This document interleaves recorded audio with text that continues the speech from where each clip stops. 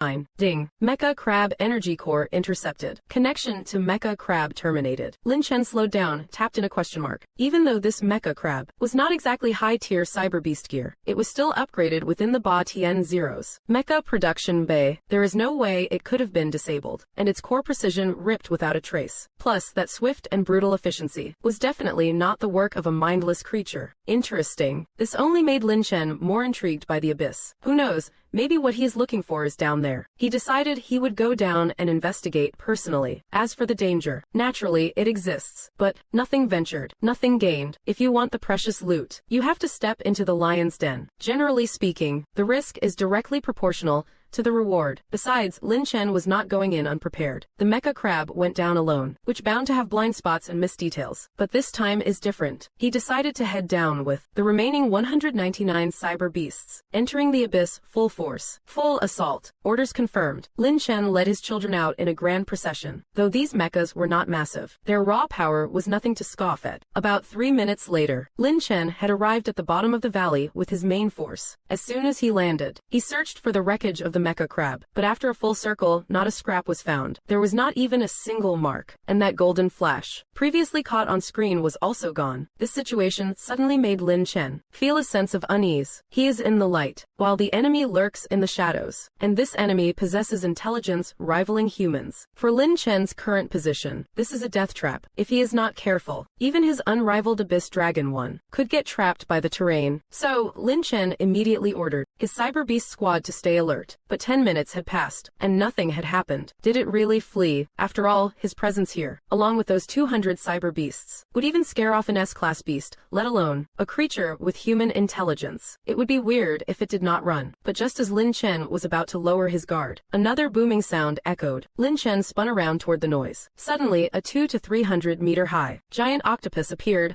hovering and staring him down. Its body was jet black, sporting over 100 mechanical tentacles. Every tentacle was covered in several suction pads of varying sizes. On one of them, Lin Chen caught a glimpse of his Mecha Crab. It was obvious. The commotion, just now, was caused by that massive Mecha Octopus right in front of him. Xing Chen, recall all Mecha Beasts. Copy that. Facing this situation, Lin Chen reacted quickly, retrieving his Mecha Beasts. After all, given the sheer size and build of that creature, it was obviously an S-class cyber beast. Lin Chen was not even sure he could take it down, let alone rely on his crab-legged cannon fodder. Once the Mecha Beasts were retracted, Lin Chen immediately went into a combat stance. Just as he said before, this location is way too disadvantageous. Escaping is probably impossible. However, the Mecha Octopus showed no intention of attacking. Instead, it slowly extended a tentacle. The Mecha Crab's arm reached out in front of Lin Chen, slowly lowering it. Next, it used the tip of its tentacle to gently touch him. The next second, the Mecha Crab revived like the returning of spring. This immediately put Lin Chen on high alert. He thought this was some special skill of the Mecha Octopus. But the next moment, the Mecha Octopus suddenly spoke. That crab was just out of energy. I have already replenished it for you. You can talk. Lin Chen was not asking because it could speak, but because the voice sounded like a beautiful woman's. And what is more, it sounded like a young girl of only 17 or 18. But then, at that moment, the Mecha Octopus shook its head, slowly lowering its body, and extended another tentacle toward Lin Chen. This time, a woman with a human torso and a fish tail stood on the tentacle. Her long hair, silver like moonlight, floated slowly in the seawater. Snow-white skin, ocean blue eyes, seemingly containing the profound mysteries of the deep sea. Only 2 shells covered her private parts.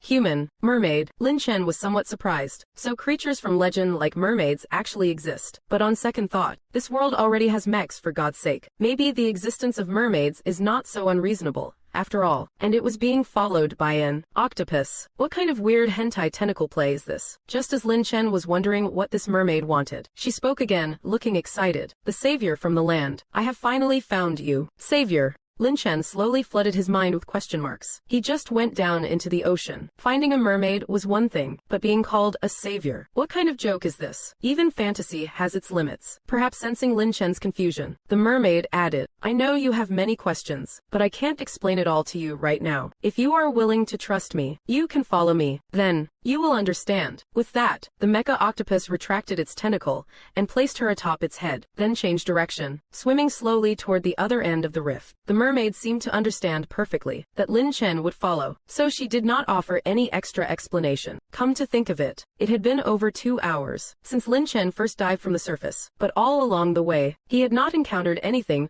particularly strange, much less anything he was looking for. So the sudden appearance of a legendary creature like this mermaid, and the fact that she had not been affected by the cyber radiation, naturally piqued his curiosity. Keep it steady. Lin Chen ultimately could not suppress his urge. He retracted the mechanical crab from the ground, then fired up the turbine thrusters and followed. The path the mecha octopus was taking became narrower and more dangerous. Some sections were barely 100 meters wide, forcing Lin Chen to angle his machine to squeeze through. After following it for about 3,000 meters, passing through an extremely tight passage, the tunnel suddenly opened up, and everything was bathed in a sun-like brilliance. Seeing the sight, it could not help but remind Lin Chen of a line from Dao Yuanming's work. First, it was extremely narrow. Then, after a few dozen paces, it suddenly opened into a vast expanse. Isn't that exactly what I just experienced? As the mecha octopus ventured deeper, Lin Chen realized this was no longer the initial rift passage, but a massive enclosed cavern. The cavern was at least 800 or 900 meters high, and inside, the rift walls were no longer covered with giant red algae or coral. Instead,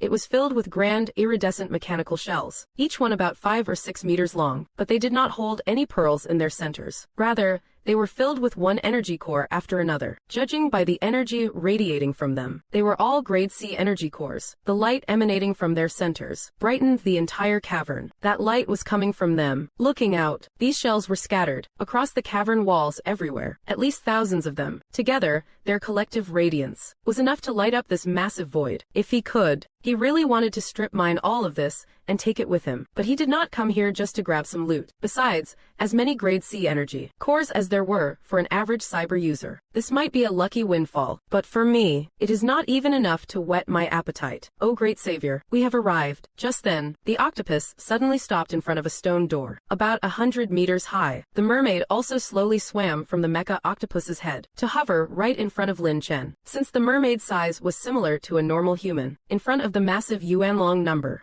1, she looked like a tiny abandoned kitten. I am no savior. Just call me Lin Chen. I did not follow you here to rescue any of you. My curiosity simply got the better of me. Lin Chen's tone was icy cold. Even though the mermaid in front of him looked quite beautiful, this form really did not interest him. Women, they only slow down the mecha's speed. The mermaid gave a sweet, obedient smile. As you wish, Master Lin Chen. My name is Xiao Wang. All right. So, Xiao Wang, what do you intend to show me? Just follow me inside, you will see. Xiao Yu replied. Take a look at that mecha squid. Xiao Zhong, open the door. Upon hearing this, the mecha squid she called Xiao Zhong obediently reached out a tentacle and gently touched the stone door. Then a massive stone door began to rise, revealing ancient and cryptic inscriptions, radiating a golden glow. This glow, it is the exact same light Lin Chen saw from the rift via the mecha crab earlier. This finally answers the questions haunting Lin Chen. Judging by the glow, that Xiao Zhong is at least at the S rank level. As the light gradually faded, the entire stone door swung wide open. He had expected some kind of treasure behind the gate, but what caught his eye was something resembling a massive firing chamber for 1,000 missiles. It was only about 3/5 the size of the Yuan Long, with a tiny entrance, clearly designed for human use. Xing Chen, analyze object. He immediately ordered Xing Chen to analyze the mechanical device. Analyzing now. Analysis complete. Results as follows. This device is a time capsule, capable of quantum time travel. Based on analysis, current human technology cannot master such science. It likely originates from 300 years in the future. A time capsule, just as I thought. Indecisive about something. Quantum physics, huh? Lin Chen had been a sci-fi geek since he was a kid, so he was all too familiar with this term. The ability to freely travel through past and future. But that is purely a construct of human imagination. You see, time itself, it is merely a parameter humans use to describe matter in motion or the sequence of events. Defining time relies on the periodic changes of matter unaffected by outside forces. Therefore, with current human technology, peering into time is impossible, let alone altering it. It was total fantasy. But then, thinking about it again. I have already time traveled. So all the above arguments fall apart. Even if it was just a form of consciousness rebirth, it is proof enough that time can be reversed. So possessing a time machine should not be a surprise. And he noticed one specific detail. 300 years later, I traveled back from 300 years in the future. My creator told me to wait here for your arrival. Only then could we salvage the world half a year from now. Xiao Yu did not seem shocked by Lin Chen's origin. On the contrary, she was calm, almost as if she knew he would ask that. Wait, why do you sound so strange? What creator? And the world half a year from now? Didn't you come from 300 years in the future? For a moment, Lin Chen felt like his CPU was about to fry. Lin Chen, once you finish reading this, everything should make sense. Xiao Yu slowly swam up to the time capsule, entered a sequence of commands on the console, and a hologram suddenly projected from the top of the capsule. The projection revealed a girl with a graceful silhouette. She does not look a day over 19. Hee, old Lin, I know you have got plenty of questions right now, but do not rush it. I need to verify your identity first. Say something, let me hear your voice. Looking at the spirited girl in the projection, Lin Chen felt a hint of familiarity, but he could not quite put his finger on why. And what is with demanding him to speak the moment she appeared? Isn't this supposed to be some kind of pre-recorded clip? How is it interacting with him in real time? This kind of tech is probably reserved for Doctor Strange, right? Still, he asked tentatively. Hi, hello, not bad. It really is old Lin. Upon hearing Lin Chen, the girl in the projection sounded clearly excited. All right, old Lin, you can ask me anything now. I will answer whatever you need. Anything at all. Anything. After testing the projection, confirmed that it could communicate normally, Lin Chen asked his first question. Why do you call me Old Lin? To be honest, that nickname, besides his college roommate,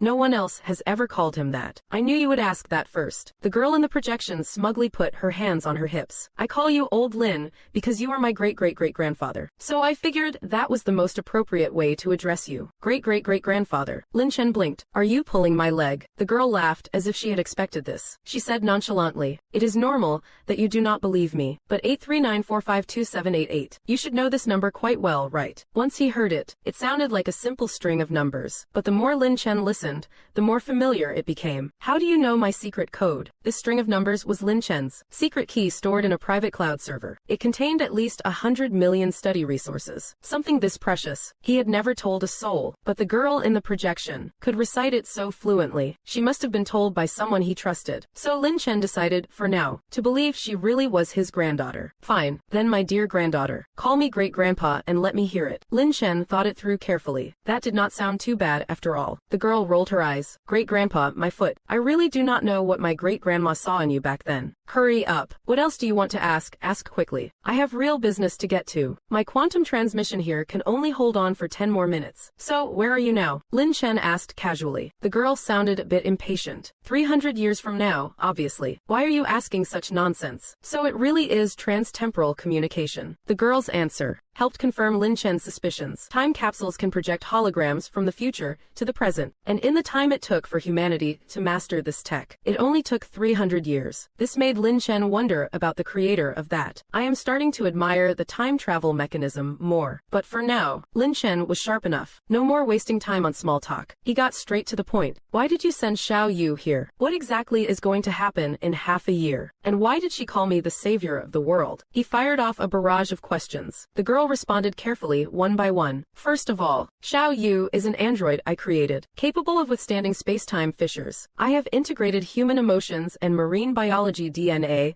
into her, allowing her to interface with cybernetic marine life. I sent her through a time capsule to your timeline to save you when the machine beast tide hits. Save me after the machine beast tide. What are you talking about? Lin Chen asked. It is exactly as it sounds. My version of you in that timeline. Back on March 10th.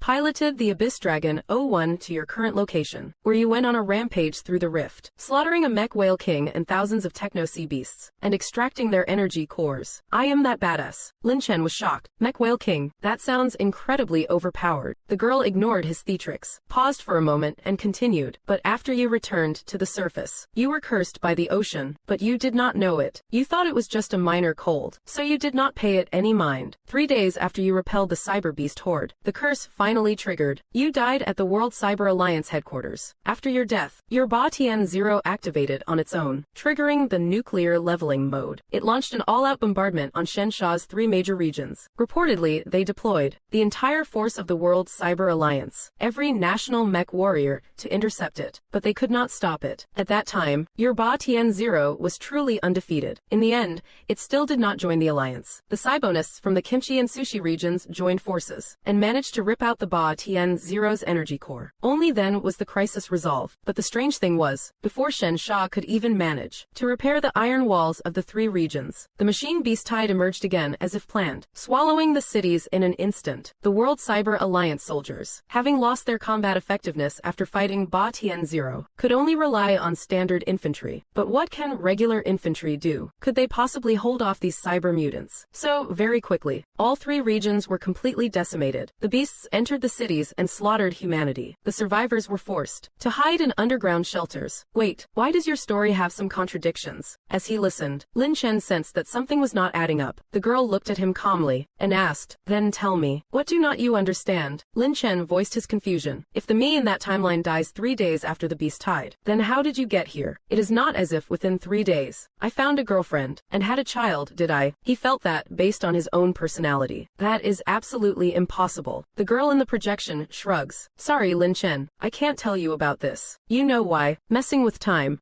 is defying the laws of nature. If the past changes, the future shifts accordingly. If I tell you now how you met my grandmother, you might subconsciously avoid it. If that happens, I might cease to exist. Then I could not build the time machine in the future, and I certainly could not save you now. It is simple logic if you think about it. What has happened cannot be changed, but using time travel violates that truth, creating an unsolvable paradox. The overly technical explanation gave Lin Chen a headache. He decided to stop dwelling on it. Forget it. Just tell me what happens later. Why save me in 6 months, instead of 3 days after the beast tide? And why do those cyber creatures even let me extract their cores when my Ba Tian-0 is in berserk mode? Those pathetic cyber creatures. How is that even possible? Lin Chen had so many questions. If everything the girl just said was true, then there were too many red flags. The girl rubbed her forehead, sighing in frustration. Lin Chen, look, you really have a ton of questions, but you did catch the main point. Actually, 6 months after the city was ravaged by the beast tide again, a swarm of powerful cyber creatures suddenly appeared in the 3 major regions of Sha. They were brutal, possessing overwhelming power. But the strange thing is, these cyber beasts did not attack them. Instead, they chose them as masters. Then they used their raw strength to conquer the 3 regions, becoming the new overlords of the World Cyber Alliance. The original inhabitants of the 3 regions were enslaved by them, reduced to the lowest class. Hearing this, Lin Chen frowned.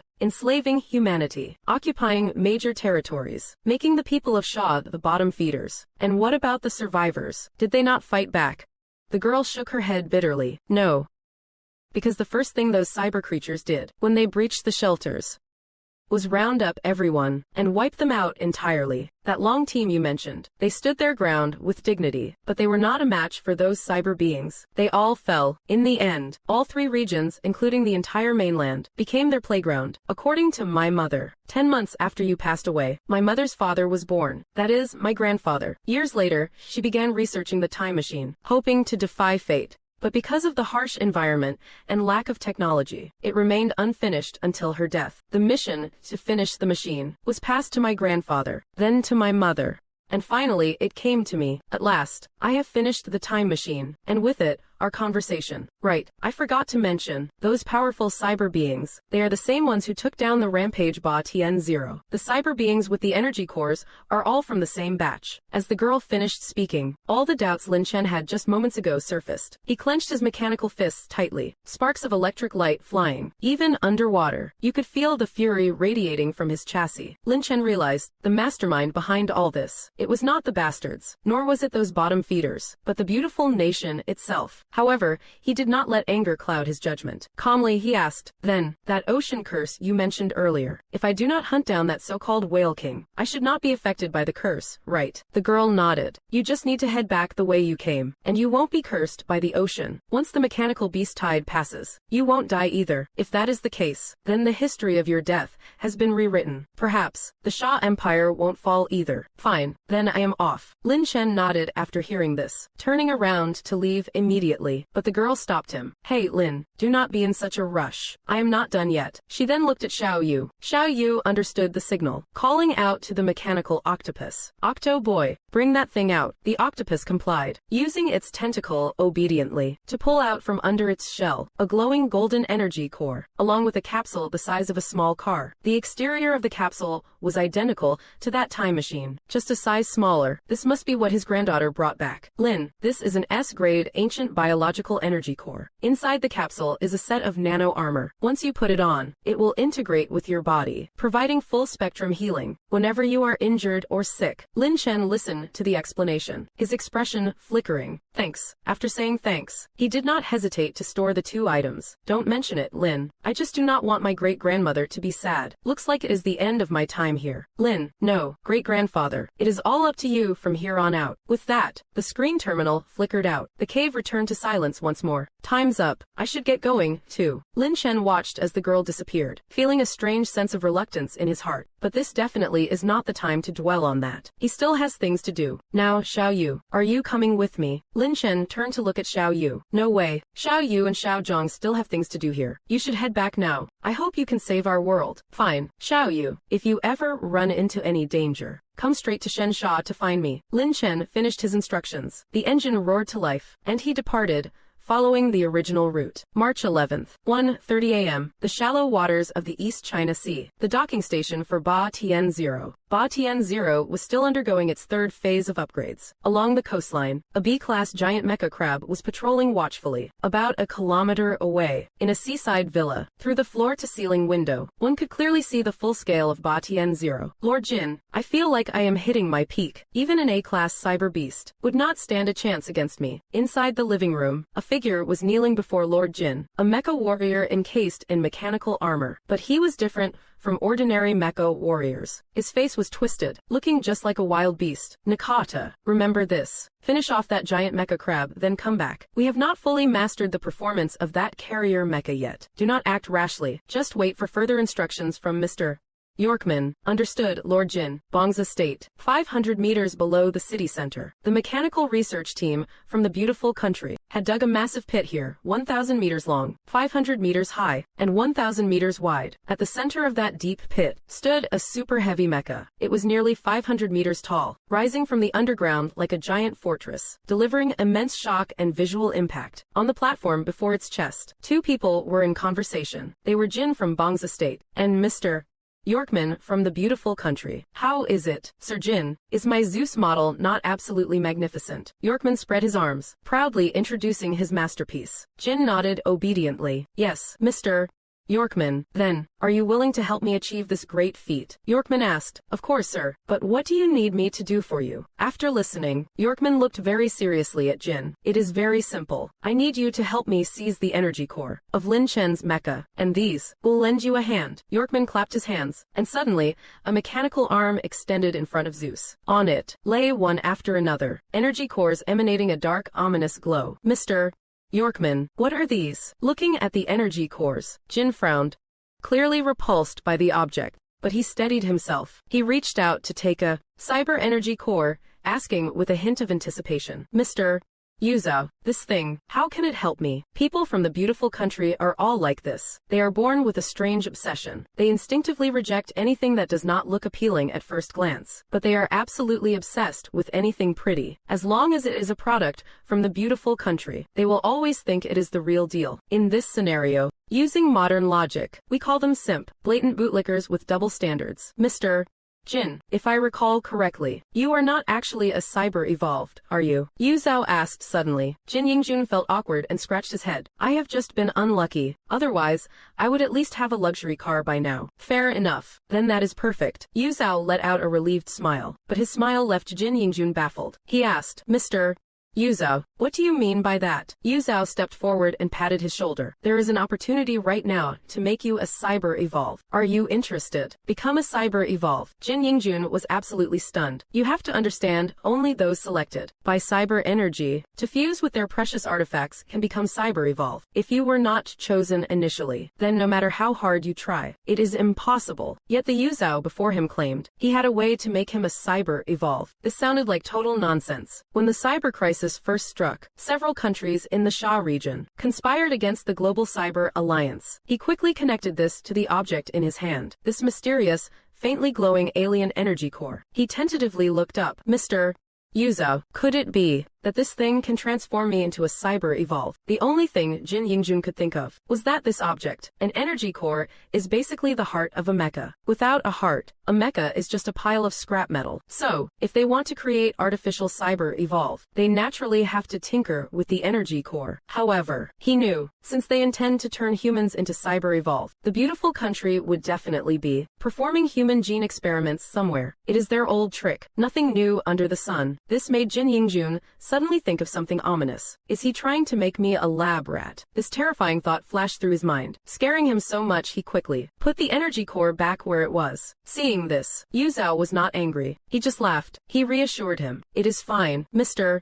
Jin. After all, everyone is afraid of the unknown. When I first came into contact with an energy core, I had the same reaction. In Xia, we have a saying, seeing is believing. So, why do not you examine it first, then decide if you want to use it? With that, he finished. Zhou snapped his fingers. A projection suddenly appeared before them. In the projection, it was the East China Sea of Shen Xia, where Lin Chen's Batian 0 was docked. It was already nearly 2 in the morning. Most people had long since gone to sleep. The surroundings were pitch black, but the area around Batian 0 was illuminated with bright lights. The construction mechas in charge of upgrading Batian 0 had no downtime. So even at this hour, they were still working diligently. Under that industrial lighting, one could spot a patrolling mecha. The mechanical crab was still scuttling back and forth on the beach, vigilant of any movement nearby. Seeing Batian 0 made Jin Yingjun recall the time he saw its battle footage on the feed. To describe that scene, one word would suffice: monstrous. Even though he, as an envoy, traveling between nations, had seen his fair share of giant mechas, the power required to one-shot that S-level lava beast mecha was leagues beyond any standard cyberspace mecha. Mr. Zhou, what are you trying to show me? Jin Yingjun did not quite grasp Zhou's intent. Zhou smiled. Mr. Jin, do not be impatient. The real show is just beginning. At that moment, on the beach, a humanoid mecha wrapped in pitch-black armor was slowly advancing toward the giant crab mecha. Its physique was barely twice the size of an average human. Its face looked ghostly, like a savage beast wearing a mask. In its hand, it gripped a beast metal fang, shimmering with cold light. Sharp enough, it seemed, to cleave through anything. It was Zhang Tian. 3 hours ago, I fused the energy core that Zhou gave him. In just a few hours, he became a B-class mecha pilot, capable of handling a class mecha beast enemies. At this moment, the mecha responsible for patrolling the beach, the giant crab, instantly detected the anomaly. It immediately engaged counterattack mode. It charged toward Zhang Tian with terrifying speed. Its towering 10-meter-long pincers slashed through the air like a streak of dazzling starlight. Those iron-forged pincers whistled with fierce, lethal wind. In the eyes of that giant crab mecha, this tiny Zhang Tian was nothing but an oversized ant. Such a savage, rapid-fire attack. If it were any normal mecha pilot, they would likely be scared stiff. However, Zhang Tian showed no trace of panic or fear. He calmly raised his right hand, lightly using the metal fang in his hand to parry the giant crab's strike. The moment the fang touched those iron pincers, a crisp metallic ring echoed. Sparks erupted instantly, but that was not all. Zhang Tian applied slight pressure with the fang in his right hand, and the giant crab mecha was instantly sent flying several meters, its massive body crashing hard against the ground. A cloud of dust rose up immediately. The scene left Jin Yingjun, who was watching the fight, completely stunned. Mr. Zhou, is this even still human? Merely fusing an energy core, and it could actually withstand the full force strike of that B-class giant crab mecha, and even push them back. Seeing Jin Yingjun's reaction, Yu Zhaofu calmly explained, Mr.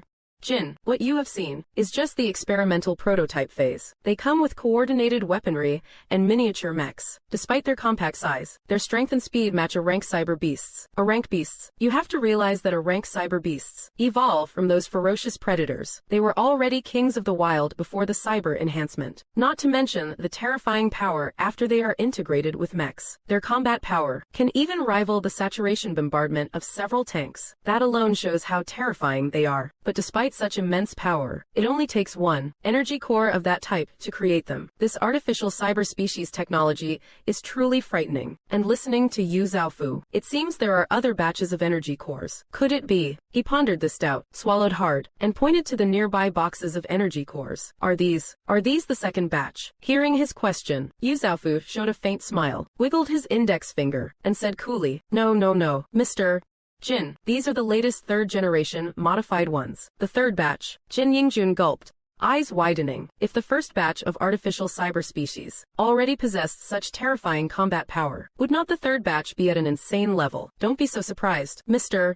Jin, you know, we have always treated your country as our best friend. But as for the others, that is just pure hypocrisy. The reason I gave them the first batch of mutated energy cores was simply to treat their bodies as lab rats. Your genetics and theirs are roughly identical. So only after the testing with them was verified did I dare entrust them to you. These energy cores you see now are already based on the first batch, re-upgraded into the third batch. As for the second batch, it was just for stability and fixing some operational glitches. It was basically no different from the first, but this third batch is different. It takes the foundation of the previous two and multiplies their power and speed. The third generation of artificial cyber species has power infinitely close to S rank. Even if they truly encountered an S rank, they could hold their own. That's strong. Jin Yingjun looked shocked. Infinitely close to S rank. Doesn't that mean, once a person uses this third generation, mutated, energy core to become an artificial cyber creature, their power would be able to rival that mech bear from Fuji Mountain? Even before the actual experiment, Jin Yingjun had already been brainwashed by Yu Zhaofu's sweet talk. Oh, Mr. Yu Zhaofo, are these all for me? Jin Yingjun stared at the heap of energy cores with a greedy glint in his eyes. At least 30-something here. If I get all of these, would not our country be unstoppable? Once you have an elite cyber soldier squad, and every one of them is S-class, once that happens, your nation will become the strongest power in this region. Of course, all of this is to help you. I do not need you to do anything else. Just bring back the energy core from the carrier mech of Lin Chen and hand it to me. By then, my Zeus will become the perfect creation. When that happens, the whole world will be ours. As Joseph imagined all this, he spread his arms, and a crazed smile spread across his face. Seeing how unhinged he looked, Kim Yingjun instinctively shrank back and asked timidly, Mr. Joseph, can I take these and leave now? He had never seen Joseph like this before. They had spoken several times in the past, so he knew his temperament pretty well. But ever since cyber energy descended, Joseph had become like a different man. No. There was nothing left of the old Joseph. Back then, Kim Yingjun could talk with him calmly, but now, all he felt was fear. So all he wanted was to get out of there and have his men run a few tests to see whether these mutated cyber cores were really as miraculous as Joseph claimed. Of course, these are all yours, Sir Kim. You can now take these energy cores and build your cyber soldier unit. But remember this, before I give the order, do not bring any of them into China. Understood? Joseph shot Kim Yingjun a vicious look, and that stare sent a chill through him. He nodded again and again to show he understood. Good, then go back. All right, I will not trouble you any longer. Kim Yingjun nodded nervously and left with that box of energy cores. After Kim Yingjun left, Joseph lifted his head and looked at the screen again, admiring his first masterpiece in battle. On the screen, the artificial cyber soldier fused with the first batch of mutated energy cores. Nakata was still fighting the mecha giant crab, although the opening strike really did damage the mecha giant crab and shake it. The mecha giant crab, after the Ba Tian 0 upgrade in the mech forge, had already pushed its defense and strength beyond its original B-class limits. In truth, it was already close to a low-tier A-class mech beast, so the gap between it and Nakata was not that large. But in speed and agility, the mecha giant crab was still a step behind. So Nakata seized the moment, using mobility as his breakthrough. He raised his metal fangs and charged at full thrust. The mecha giant crab reacted at the same instant, raising its huge claws high to shield its front. But just as Nakata was about to strike, he suddenly changed direction and shot into the sky, then dove straight down like lightning, driving his metal fangs down hard. That single blow pierced straight through the mecha giant crab's central core. Instantly, liquid metal spilled from the core. Energy core loss. The giant crab mecha loses power and collapses forward. Countless mechanical fragments scatter across the ground. This battle, without a shadow of a doubt, Zhang Tian has won. Good. Watching Zhang Tian deliver such a clean kill, Jing Sha finally feels some confidence. This way, on the global stage, they won't have to look at anyone's face in contempt ever again, especially Sha. Their nation, the so-called Jap remnants, have been living under Sha's shadow, timidly for a century. No, they finally have the power to strike back, just as he was lost in this fantasy. A desperate scream from Zhang Tian suddenly blared over the radio. Boss, save me, boss. Hearing this, Jingsha turns back to the monitor. He sees an arm from the God Eagle, coming from who knows where, abruptly piercing right through Zhang Tian's body. From Zhang Tian's machine frame, black fluid oozes out, reeking of a pungent, bloody stench. But since this strike did not hit anything critical, Zhang Tian is still struggling in agony, but he is trapped tight in the God Eagle's grip. It is no use. The God Eagle's strength is essentially... How could he, a mere A-class, ever be a match for that? Boss, save me, boss. Zhang Tian now can only pin his hopes on Jingsha. He is the one who brought him here, the only one who can save him. Zhang Tian, hang in there. I am coming straight away. Jingsha frantically reaches for his phone to call for support. But just then, a call comes in. The caller ID shows Yu Zhaofo. His heart skips a beat, but he answers the call anyway. Forget about Zhang Tian. Just leave him to his fate. Yu Zhaofo gets straight to the point. But... no buts. Lin Chen is already 500 meters into the shallows. He will be back in less than a minute. If you go now, it is just a suicide mission. Yu Zhaofu's tone is calm, yet filled with an intimidating pressure. That leaves Jingsha unable to talk back. Then, he asks timidly, what about Zhang Tian then? If Lin Chen finds out I sent him, won't he come after me? Upon hearing this, Yu Zhaofu suddenly breaks into a laugh, comforting him. You do not need to worry about that. As for the rest, leave it to me. Saying that, Yu Zhaofu hangs up. At the same moment, a sharp scream suddenly cuts through the radio, followed immediately by a deafening explosion. Jingsha hurriedly looks out the window. A massive blast erupts from the sky, lighting up the entire sky as if it were broad daylight. It is a force impossible to conceive of. The entire coastline is trembling violently. The terrifying shockwave even triggered a localized earthquake. By then there was no trace of Zhang Tian left. Nothing remained but scattered mechanical debris. Jingsha knew this was Yu Zhaofu's doing. He detonated Zhang Tian's energy core. Yet Jingsha did not feel any sorrow for the destruction of his own kind. Instead, he stared dumbfounded at the crater, muttering to himself, how is this possible? There, at the heart of the blast, Baton Zero still stood firm, and in its grip it held some scrap metal left over from Zhang Tian's self-destruction. However, if you looked closely, you could see fractures on the mecha's plating. The crimson metallic armor had lost its luster. It looked exactly like a war machine that had seen too much battle, but despite the damage, it still had not collapsed. If it were anyone else, caught in an explosion of this magnitude, they would have been reduced to nothing, that is for sure. But under such sheer force, Baton Zero looked like it had only suffered a few surface scratches. A mecha of this caliber, no matter where you put it, it would undoubtedly be the top of the food chain. If this had happened before, Jingsha would have definitely kept his country far away from this Lin Chen, resolutely refusing to clash with him. But as things stand now, he actually found this intriguing, because he suddenly realized that the detonation of just one mutant energy core was enough to deal this much damage to Baton Zero. If there were a few more of them, then that very piece of armor that Lin Chen holds so dear might just cease to exist, and at that point, with the help of Yu Zhaofu, he could even take down Lin Chen's Baton Zero. Once he thought of this, Jingsha could not sleep from the excitement. He had only one obsession now, that is to swiftly utilize the energy cores provided by Yu Zhaofu to manufacture an invincible armored troop, and thus dominate the blue planet. But before that, Jingsha knew he had to get the hell out of here first. Can't leave a single clue behind. Even though it was the middle of the night, the shockwaves generated by the self-detonation had already alerted the people nearby. They would have immediately sent word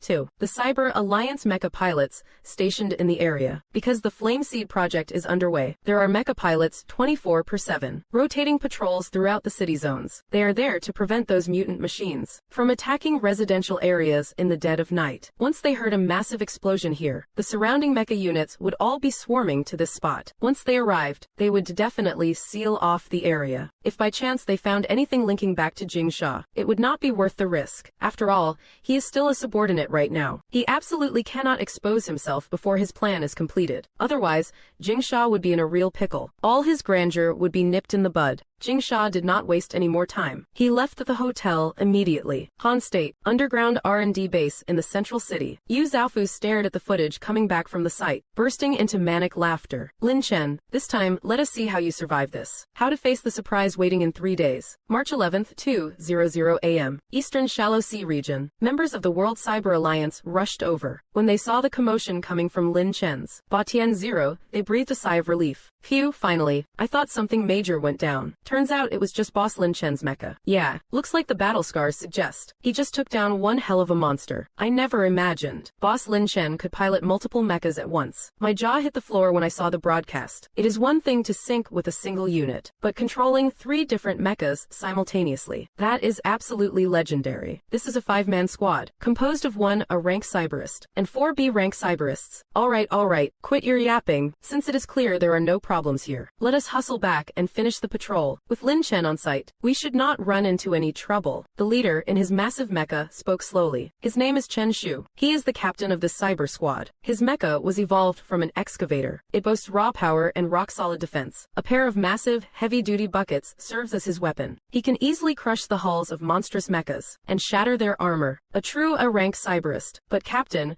given the situation, surely there won't be any surprises, right? Think I could snap a photo with Boss Lin Chen's mecha? I would have some serious bragging rights back home. One of them, his mecha transformed from a bus. The cyber warrior said slowly. Ever since that live feed yesterday afternoon, he has become a hardcore fan of Lin Chen. Can't blame him. Men have zero resistance to these types of mechas, especially these heavily modified, high-spec machines. They are just irresistible. But Chen Shu was serious. No way. We can't afford to be careless right now. Look at Lin Chen's mecha. It has obviously taken massive structural damage, leaving its energy reserves drained. It is in standby mode. Chen Shu pointed at the stationary Divine Eagle 1. He assumed Lin Chen was still piloting it and had exhausted his energy in the fight. Following Chen Shu's logic, the other 4 members of the squad also reached the same conclusion. Captain, should we help him recharge his energy? Someone in the squad asked quietly. Chen Shu pondered for a moment, then nodded. After all, he is a vital representative of our Shah. If something were to happen to him now, it would cause serious repercussions. Besides,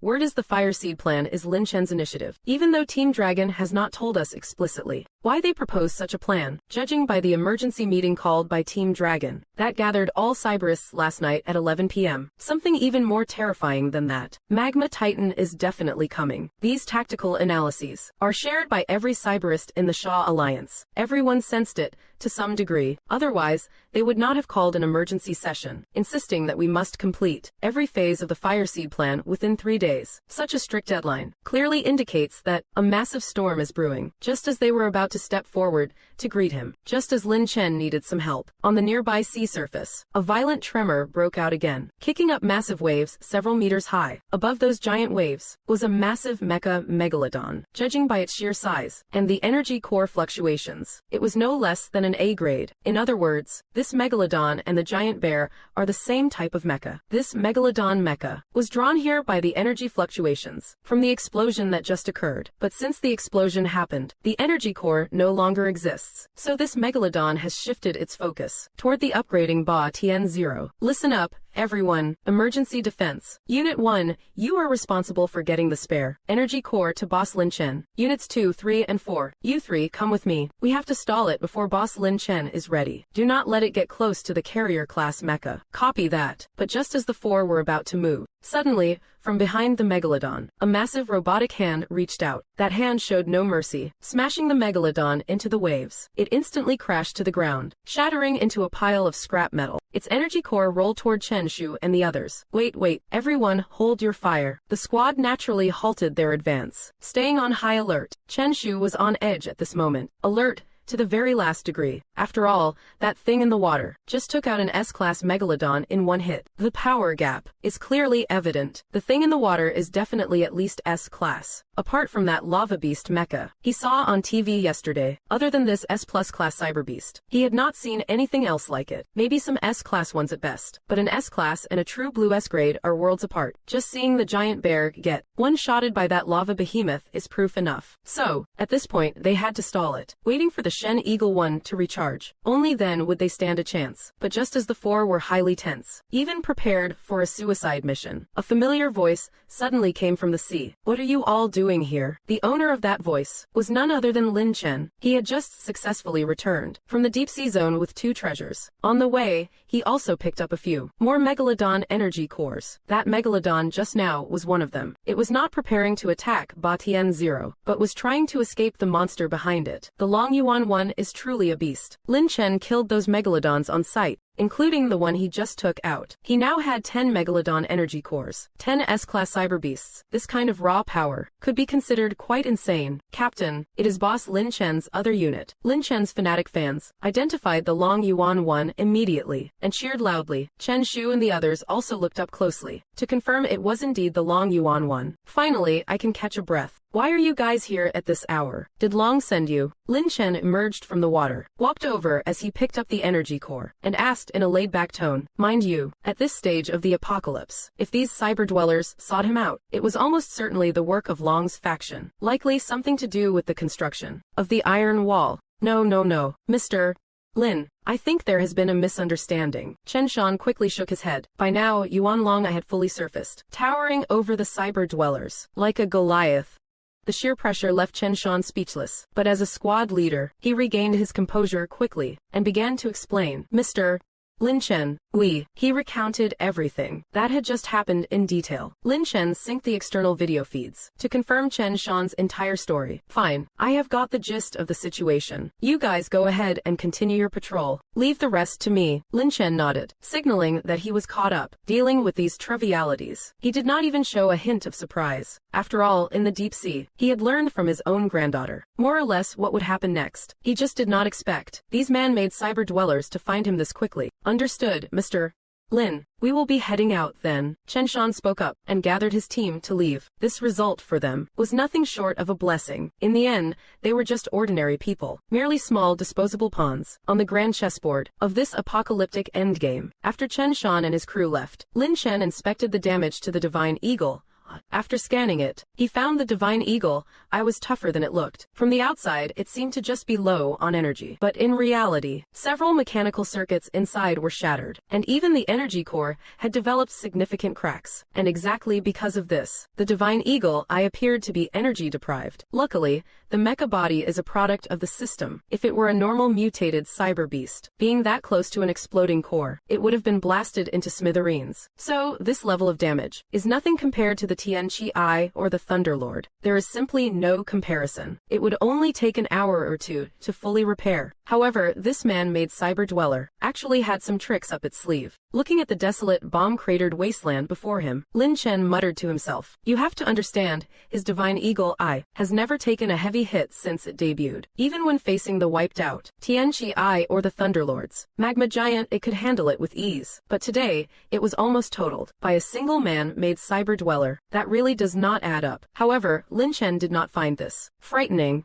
Instead, he was intrigued. After all, playing with things like this is the only way to find a challenge. With no major issues confirmed, Lin Chen started taking inventory of his loot from this deep sea dive. The energy cores he managed to bag were not exactly plentiful, only a measly 11, aside from the one he snagged from that mecha tiger shark right at the start. The rest were from when he came back to the surface and took out those 10 giant mecha sawtooth sharks. They were all grade A, slightly inferior to the mecha tiger shark. Caught in the mix with that pack of mecha sawtooth sharks was another one, looking to be only maybe 30 or 40 meters long, a mecha baby whale. The giant sawtooth sharks had it surrounded. Lin Chen could not just watch, so he stepped in and drove them off. He had half a mind to add the mecha whale to his collection too, but then he remembered his time back in that timeline, suffering the ocean's curse, all because he took down the Whale King. Even though that tiny mecha whale hardly fits the Whale King label, better safe than sorry. After all, only the cautious make it to the end. How does that saying go? Cowardice is the ultimate strategy. Besides these energy cores, there was also an S+ grade energy core. Its quality was roughly on par with the one from the Magma Behemoth energy core, if not slightly stronger. This thing was a gift from my dear granddaughter, even though I do not know how she managed to slay an S+ mecha mutant in that environment. Given her skills in crafting temporal devices, she might just have plenty more of these cores. Aside from the energy core, she also sent over a mechanical capsule. Though it looks plain and unremarkable, it is, after all, from 300 years into the future. The tech and items inside must be beyond the reach of our current generation. With that thought, Lin Chen pulled the capsule out and placed it on the sand. He tapped it lightly to open the lock. The capsule slowly popped open, but when he caught sight of what was inside, he was momentarily stunned. It was nothing but a shimmering cyan energy pistol. Aside from this gun, there was absolutely nothing else in the capsule. Not even a manual. And to top it off, it is a firearm meant for humans. My current frame can't even hold this thing. What happened to the promised nano armor? A momentary doubt crossed Lin Chen's mind. Did my granddaughter grab the wrong capsule? But doubts aside, Lin Chen still carefully retracted the number.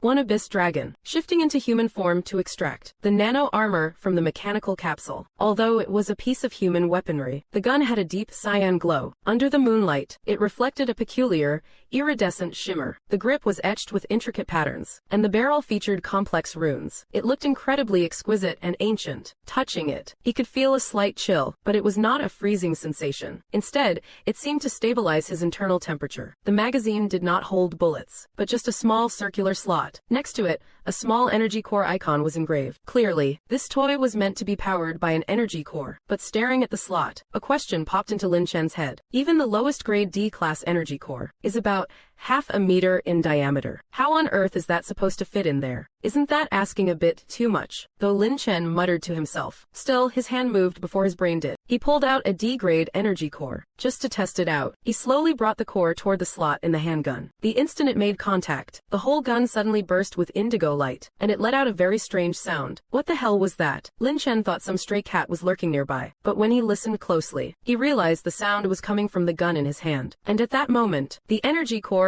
had already vanished. Life nano armor energy is sufficient. Pull the trigger to deploy full armor. Estimated duration, 2.5 days. 2.5 days. And another thing, why the hell is this nano armor a handgun? Who do you think you are, Lady Haidong? Lin Chen was a little stunned. He had 1,000 complaints and no idea where to start. Still, it was not all bad. This nano armor barely consumed any energy. That at least put his mind at ease. Lin Chen did not overthink it. He pulled the trigger right away. Right after that, the blue-violet light flashed again, like a surging ocean. It wrapped Lin Chen inside, but it did not make him feel suffocated. If anything, it felt incredibly comfortable. The fatigue from the fight under the sea and the mental exhaustion both disappeared. A moment later, the light faded. The deep blue handgun had disappeared. In its place, on his body, was a thin film that only he could see. He tried moving his body a little. There was nothing uncomfortable about it. Then he tested his physical abilities. With just a light jump, he cleared over 3 meters. He casually picked up a piece of metal scrap. With a light squeeze, he crushed it straight into an iron ball. Even a cut from a metal shard healed instantly. Hell, he would not even need a tetanus shot anymore. This was actually that amazing. Lin Chen muttered under his breath. Back under the sea, he had honestly thought the nano armor his precious granddaughter talked about could not possibly heal every injury. But after trying it himself, he finally realized this thing was the real deal. He finally understood one thing. His granddaughter was a genius. Never mind that time machine that defied the laws of time. Just this ability to heal injuries and relieve fatigue with nano armor was already absurdly overpowered. And with that, it saved him a lot of trouble. For example, he had originally planned to go back to Badian Zero and get some sleep, but now he did not feel sleepy at all. So he decided to go check on Long and see how the spark plan was going here. It was already 3 in the morning, Huasha time, but judging from the satellite map, across the Huasha region, 3 massive zones were still blazing with light. Those 3 zones were exactly where the spark plan was being carried out. Since the spark plan officially began, only a little over 5 hours had passed, but their construction speed was absolutely top tier. In just those few hours, they had already completed the rough outer foundation outline of the 3 giant steel city walls. That kind of construction speed could probably only happen in Huasha. After all, Huasha had always been famous for infrastructure. Actually, the amount of construction that takes other nations 3 years to finish, Sha took only 6 months to nail, and the quality is top-notch too. This is globally recognized. They truly live up to their reputation as a powerhouse. Lin Chen was currently located in the East Sha region, one of the 3 major zones, and this sector is precisely under Long's jurisdiction. Mr. Lin, what brings you here so late? Is something wrong? Towards Lin Chen, Long remained deeply respectful. After all, he is the backbone of Sha right now. Initially, the Fire Seed project's approval rate at the meeting was extremely low, but when Long specified that this was a task from Lin Chen, the approval rate, which was barely over 40%, instantly shot up to 90%. The remaining 10% were just some blockheads from the Southern Cotton Machine Alliance. They refused because they saw no absolute necessity. They figured that when the machine beasts' tide comes, they could just kill them off. Long did not argue with them. He simply made it clear that if they did not contribute, there would be no spots for them in future underground shelters. However, despite that, those cotton machines still insisted on their own logic. They thought this Fireseed project was complete nonsense, and even assumed Shaw's move was just to dominate the world. Long just smiled at this. Shaw's comprehensive power right now had long since surpassed 99% of the world. Why would they even need to dominate? It is nothing serious. I am just here to check on your progress. Lin Chen replied casually. Mr. Lin, you do not need to worry about that. According to our current progress, it should take approximately 3 days to complete the steel wall fortifications for the 3 zones. However, the underground shelters will take a bit more time, but rest assured, they will absolutely be finished before the machine beast tide hits. Confidence filled Long's face. This level of construction work was clearly, in his eyes, not much of a challenge. Fine, in that case, I can rest easy. Even though Lin Chen appeared outwardly concerned, in reality, what becomes of these people has nothing to do with him. After all, in the apocalypse, it is every man for himself. As for why he told Long about the machine tide, it was just that he did not want to see his own countrymen suffer hardships. However, Mr. Lin, you surely did not just come for this, did you? Long suddenly asked, out of the blue. Lin Chen was taken aback, then gave a dry laugh. As expected of Shaw's strategic representative, it is hard to get anything past you. You are right. The main reason for my visit this time is to discuss the matter of the artificial cyber transmuter. Lin Chen assumed Long would know about this. Sure enough, upon hearing this, Long immediately furrowed his brows, muttering to himself, artificial cyber transmuter. Is it real? Seeing Long's reaction, Lin Chen knew he had bet correctly. Long definitely knows something, but he still asked politely. Team leader, looks like you have some insights regarding these artificial cyborgs. Long frowned. He nodded thoughtfully. Correct. This thing, I actually heard about it from an informant in the States. He said they are developing a unique energy core, capable of evolving ordinary humans into cyborgs, turning them into artificial cyborgs. Initially, I did not pay much attention to it. After all, something like that should not even exist. But yesterday afternoon, riots broke out in several locations. Because we were tied up dealing with the aftermath of the magma beast attack, we could not respond in time. However, according to the people on the ground, the source of the riots was almost always a mangled-looking mecha warrior. The bizarre thing is, it was the size of a human, something we have never encountered before. Then, after the meeting last night, our scouts from the States sent over images. The images were of artificial cyborgs. They looked exactly like the ones causing the riots. Obviously, the States have already completed their initial testing and have moved to mass production. Speaking of that, Long looked deeply troubled. Right now, 90% of the cyborgs in the 3 major regions have been drafted to build the steel walls. Most of the cyborgs in the area are also busy helping to construct shelters. We have absolutely no time to manage these issues. But then a thought struck him. He looked at Lin Chen, asking with a probe, Mr. Lin Chen, are you running into any difficulties? Has something been bothering you? Difficulties? Not exactly. Lin Chen shook his head. It is just that these things have been interrupting my rest. Team leader Long, I see you are also being pestered by them. Why do not you grant me access to the Shen Sha Eye of Heaven system? I will track down exactly where these things are. The Eye of Heaven, our satellite surveillance system. Once permission is granted, you can use satellites to search any corner of the globe. This was Lin Chen's goal in coming here. Just like that, he was wondering how to bring it up initially. This works out perfectly. Using the excuse of acting as a hitman to take them out, he secured the access credentials easily. After hearing this, although Long hesitated a bit, after a moment of consideration, he nodded. Very well, Mr. Lin, I will enable the credentials for you right away. To Long, he is the ultimate system administrator. Whatever capabilities others with credentials use, he is perfectly aware of it. And this way, he can legitimately request Lin Chen for assistance. This is definitely not a bad deal. This Eye of Heaven system, for which he is the highest authority administrator, after some upgrades, allows for the distribution of access to anyone. Those with access permissions can utilize all functions of the Eye of Heaven. Lin Chen knew about this setting in his previous life, although the Eye of Heaven sounds like just an ordinary satellite network. But in reality, it has also received the blessing of cyber energy for those with access rights, specifically on the 7th day after the cyber energy outbreak. The moment the beast tide erupts, their scanning capabilities will be further boosted, allowing for a full-scale global bombardment, a global strike. I, Lin Chen, must get my hands on this. Naturally, it is not just this bit of firepower I am after, but the power itself. When the time comes, I will link the Xing Chen system to the Eye of the Gods. Then it will truly be a full-range, omnidirectional strike. When that happens, I can rain fire wherever I please. Just thinking about it gets me excited. Long finished some operations on his nanomecha platform. Lin Chen's nano platform also received the authorized access. Done. Many thanks, Long. Team Long, I need to go find them and ask a few things first. All right, Mr.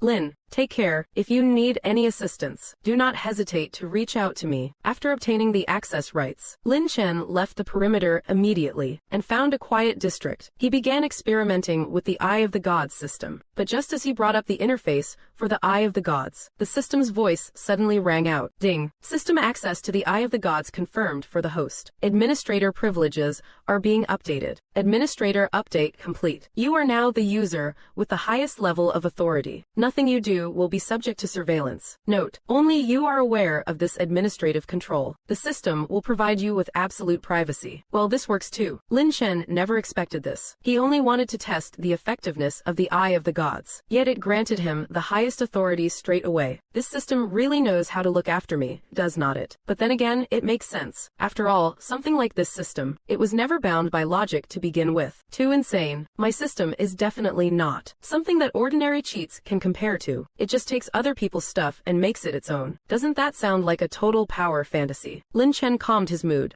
and started testing. He first pulled up the feed of the main city in the beautiful country. Due to the time difference, it was just starting to get dim over there. The streets were still bustling with heavy traffic, as if there was no sense of an impending apocalypse at all. However, he quickly noticed something off. If you looked closely, you could see that in the corners of the streets, some fully armed mecha soldiers were standing. Their faces resembled ghost masks, as if people had masks grafted onto their skin. Lin Chen was certain these were the so-called artificial cyborgs. No wonder these guys were strutting around the streets so carelessly. Turns out they had powerful backers. Lin Chen could not help but click his tongue. He then flipped the satellite view over to another country. Japan. The satellite feed for Japan was truly a sight too tragic to behold. Due to yesterday's volcanic eruption and the invasion of the molten mecha beast, the entire country, over 80% of its total area, had been scorched black. Some forests were still burning with flames, resembling a true post-apocalyptic world. However, when Lin Chen switched back to the main city, a bit surreal. The entire city was brightly lit. Some night markets were still open for business, as if this catastrophe had not affected them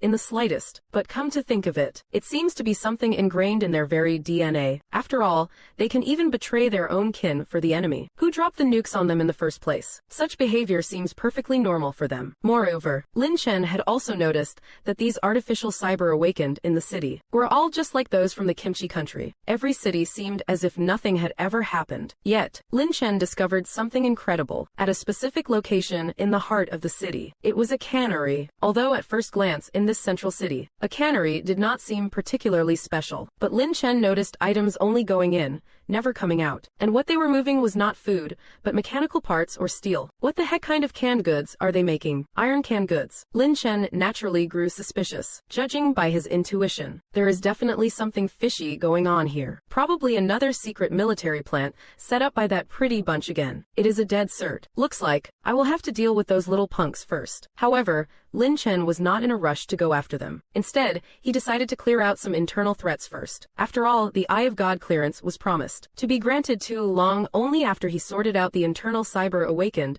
in Shen Sha. How does that old saying go? Taking gifts makes you indebted. Eating their food makes you soft-spoken. Taking their resources without keeping your end of the bargain. It really does not look good for my reputation. Although with his current power, he absolutely does not need the approval of anyone. But he felt that this might actually be a fun little exercise. It also happens to be a good chance to test the power of his nanosuit. Action speaks louder than words. Lin Chen used the Eye of God system to arrive at the first gathering place for the artificial cyber awakened. This was located in an alley in the eastern part of the three major zones of Shen Sha. Because of its geographical position, it was located on the westernmost edge of the eastern zone. It bordered the dense jungles. Inside the forest, Most of the trees were hundreds of meters tall. After the cyber energy radiation on March 7th, even some ancient trees that lived for thousands of years had their powers triggered, becoming cyber giant trees. Although these giant trees would not attack humans proactively, they had strong territorial instincts. Once anyone entered their territory,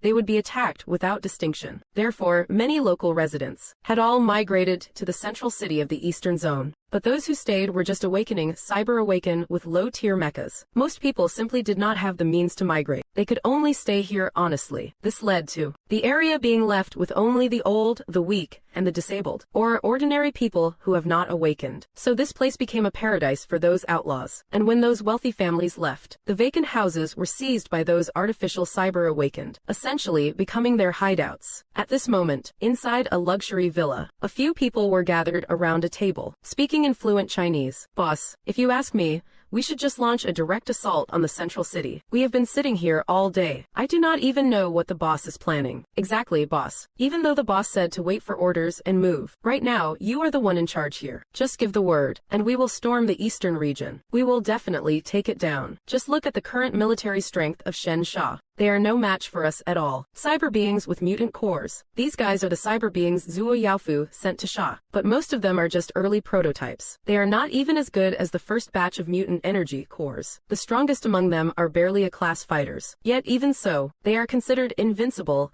in this remote region. Typical small-time warlord mentality, probably puffed up by his own underlings. The boss sitting at the head of the table wore a satisfied smirk. His name is Chao Yi. He was originally the leader of a mercenary troop made of retired special forces. Then, after the cyber apocalypse hit, Zuo Yafu sought them out. He gave them energy cores, turning them into cyber beings, and stationed them here to stage an invasion, waiting for his command, before initiating their next operation. After hearing his underlings talk like that, he seemed to think, if they go on the offensive now, the entire Eastern Theater might be theirs for the taking. If that is the case, why even listen to Zuo Yaofu? Just step up and become the king himself. Wouldn't that be sweet? Do it or die. Harboring such thoughts, he suddenly slammed his hand on the table. Fine, since that is the case, let us start tomorrow. But before Chao Yi could finish, a sudden commotion erupted outside the building. With their special forces background, they were instantly on alert. What is going on? Chao Yi tensed up, silently walked to the window, pulled back a corner of the curtain, and peered through the glass. Even though it was the middle of the night, the villa grounds were still brightly lit. Through the light, Chao Yi spotted nothing unusual, but his instincts told him something strange was happening here. And that something was stronger than anyone else present. Boss, doesn't look like anything's there. One of the underlings also pulled back the curtain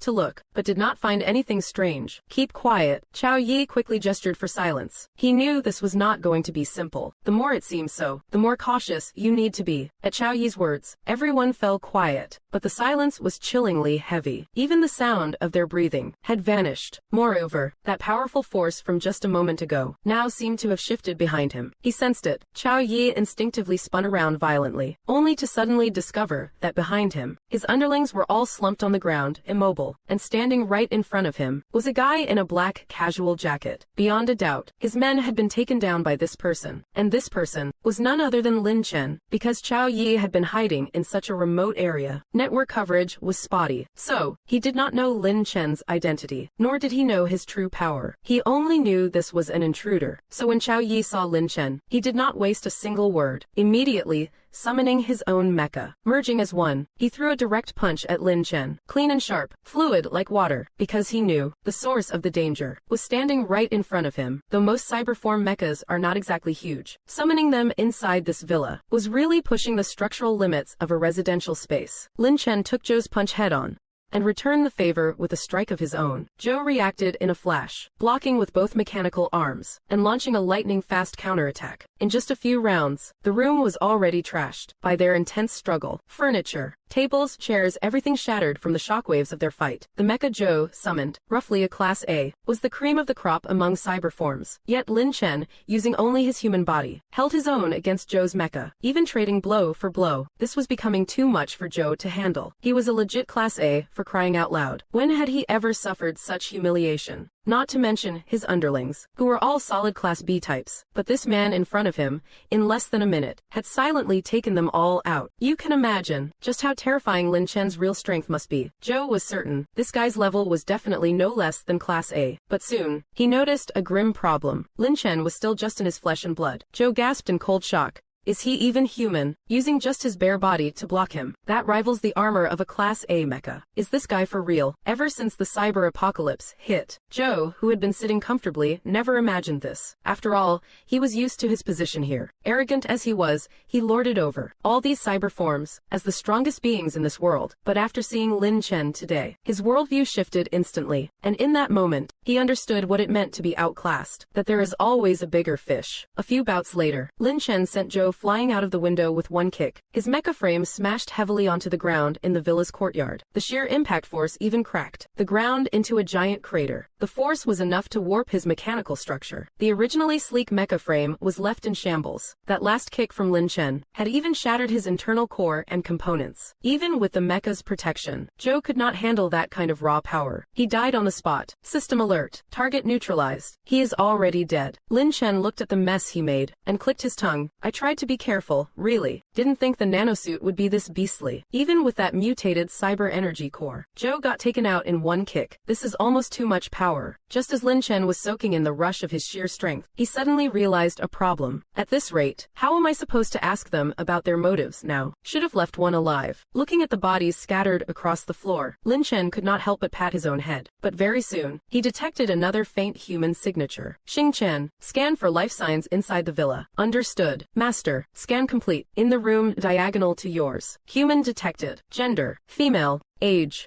Emotion. Scared. Terrified. Interesting. Lin Chen chuckled, then slowly walked out of the room. He kicked the diagonal door open. As he entered, he saw a girl in a JK skirt, cowering in the corner, trembling. No, do not hurt me. I will tell you everything. Seeing Lin Chen enter, the girl stammered, shaking uncontrollably. Are you sure? The girl nodded cautiously. I am Chaoyi's sister. My name is Alice. Everything my brother knew. It is all. He told me everything. Her voice was trembling, clearly terrified of Lin Chen. Chaoyi, who? The one over there. The girl pointed out the window. Lin Chen realized, so she is the sister of that artificial humanoid builder. He had assumed this girl was just some kind of entertainment substitute. This is a pleasant surprise. That being said, Lin Chen thought this Alice might be useful. What is your choice? Lin Chen asked. Alice did not dare hesitate for a second. She scrambled frantically, crawling to Lin Chen's feet, nodding repeatedly. I will tell you everything I know. I will do whatever you want. She knew this was her chance. She had to seize it, or else she would die. Don't you hate me? I just killed your brother. Alice shook her head. He is not my brother. It turns out, although she was Chaoyi's sister by name, she was actually abducted from a wealthy family. When she was 10, she watched Chaoyi destroy her own family, and then he claimed her as his sister. To survive, she had to obey. Although all these years, Chaoyi did not do anything to her, she still hated him to the core. So, after Chaoyi died, she was actually happy. At this, Lin Chen was both surprised and happy, because if there is hatred, then everything she says is definitely the truth. Fine, I will give you a chance. Tell me everything you know. Tell me everything. Even if she is just scraping by today, that does not mean she won't turn on herself later over this. However, as long as you possess absolute power, you will never be betrayed. It is the unspoken rule among the world's power players, and Lin Chen happens to be one of the few who hold that power. And furthermore, the strongest one in this world. It is not arrogance. It is pure, justified confidence. He initially thought the nano battlesuit his granddaughter gave him was at most a rank.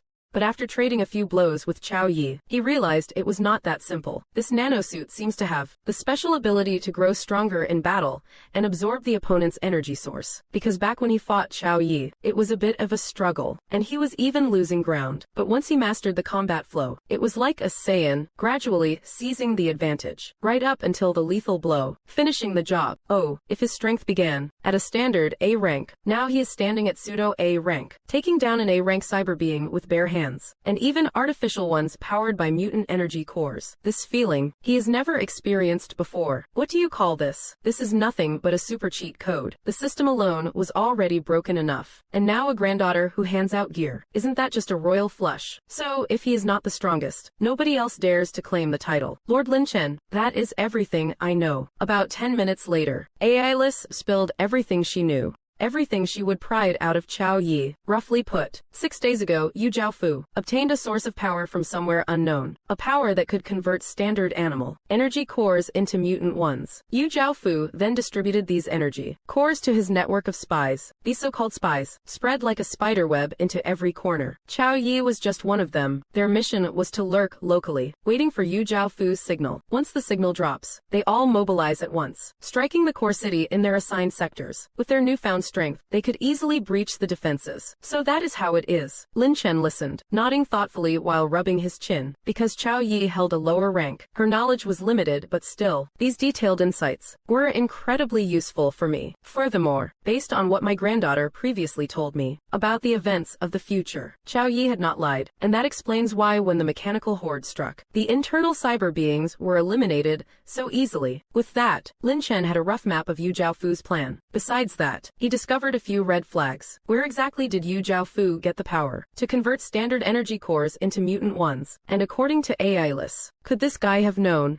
before the Shensha group built their steel wall, that the cyber beast tide was coming? Wait, is he a transmigrator too? But soon, Lin Chen dismissed the thought. After all, if this guy was also a transmigrator, he surely would have prepared a powerful mecha just like I did. Whatever. Let us deal with this first. Lin Chen shook his head, deciding not to dwell on it any further. He glanced at Alice, who was sitting right in front of him, and said calmly, "Your name is Alice, right? You just said that you would do whatever I told you to. Is that correct?" Alice looked up, nodded. "Yes, just give your orders, sir." Alice knew how to ensure her own survival by being compliant. Looking at Alice like this, the corner of Lin Chen's mouth curled up, revealing a faint smile. Seeing that smile, Alice swallowed hard, but still nodded, whispering, "That is right. Good." Lin Chen waved his hand, summoning 10 mecha sea elephants. "This area is now under your jurisdiction, and these will be your overseers. They will monitor your every move. As long as you do not betray me, you will be fine. But if you try anything funny, then do not blame me for what happens next." Lin Chen's voice turned cold. "This is not a negotiation. It is a warning." Alice nodded again. "Don't worry, sir. I will do everything I am supposed to do." She knew exactly when to act, and when to stay put. "Good. Then I will leave the cleanup work here to you." Lin Chen nodded, then turned and walked away, to continue hunting down the remaining transhuman cyber masters. Some, fearing Lin Chen's power, chose to surrender immediately. Others chose to resist to the death, only to meet their end in the end. By 9 of the clock that morning, Lin Chen had conducted a full-scale sweep of all the transhuman cyber masters in the greater region. He systematically eliminated them all, and replaced them with his own informants. With that done, Lin Chen had effectively cleared out the internal threats. However, what made him curious was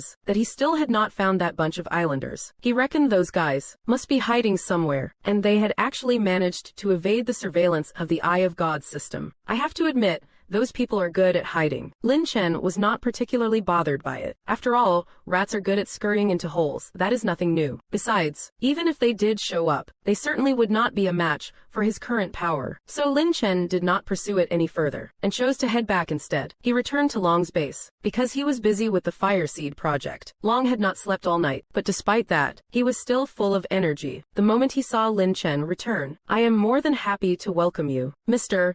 Lin, my sources have already informed me that you have wiped out the cybers, launched a full strike and replaced all their personnel. I was wondering if you need any of my men to support you." Long gets straight to the point. As for his underlying motive, Lin Chen sees it clearly, and he knows exactly what Long is up to. He just wants to plant his own eyes and ears to monitor me. However, Lin Chen does not call him out. He just lets it slide. "Fine, Captain Long, I will leave the cleanup to you." Besides, before this, he had already replaced all the surveillance spots with his own people, and deployed his own subordinates to secure the perimeter. Now, even if Long tries to insert his people, he won't get any inside intel from these parts. Plus, when the time comes, Long will be in the open, while he remains in the shadows. Maybe this will even lure out some bigger fish. Giving Long this leeway is just a sugar-coated deal to keep him calm. Sure enough, when Long heard Lin Chen give him the green light to assign his team, a smug smile spread across his face. "Many thanks, Mr.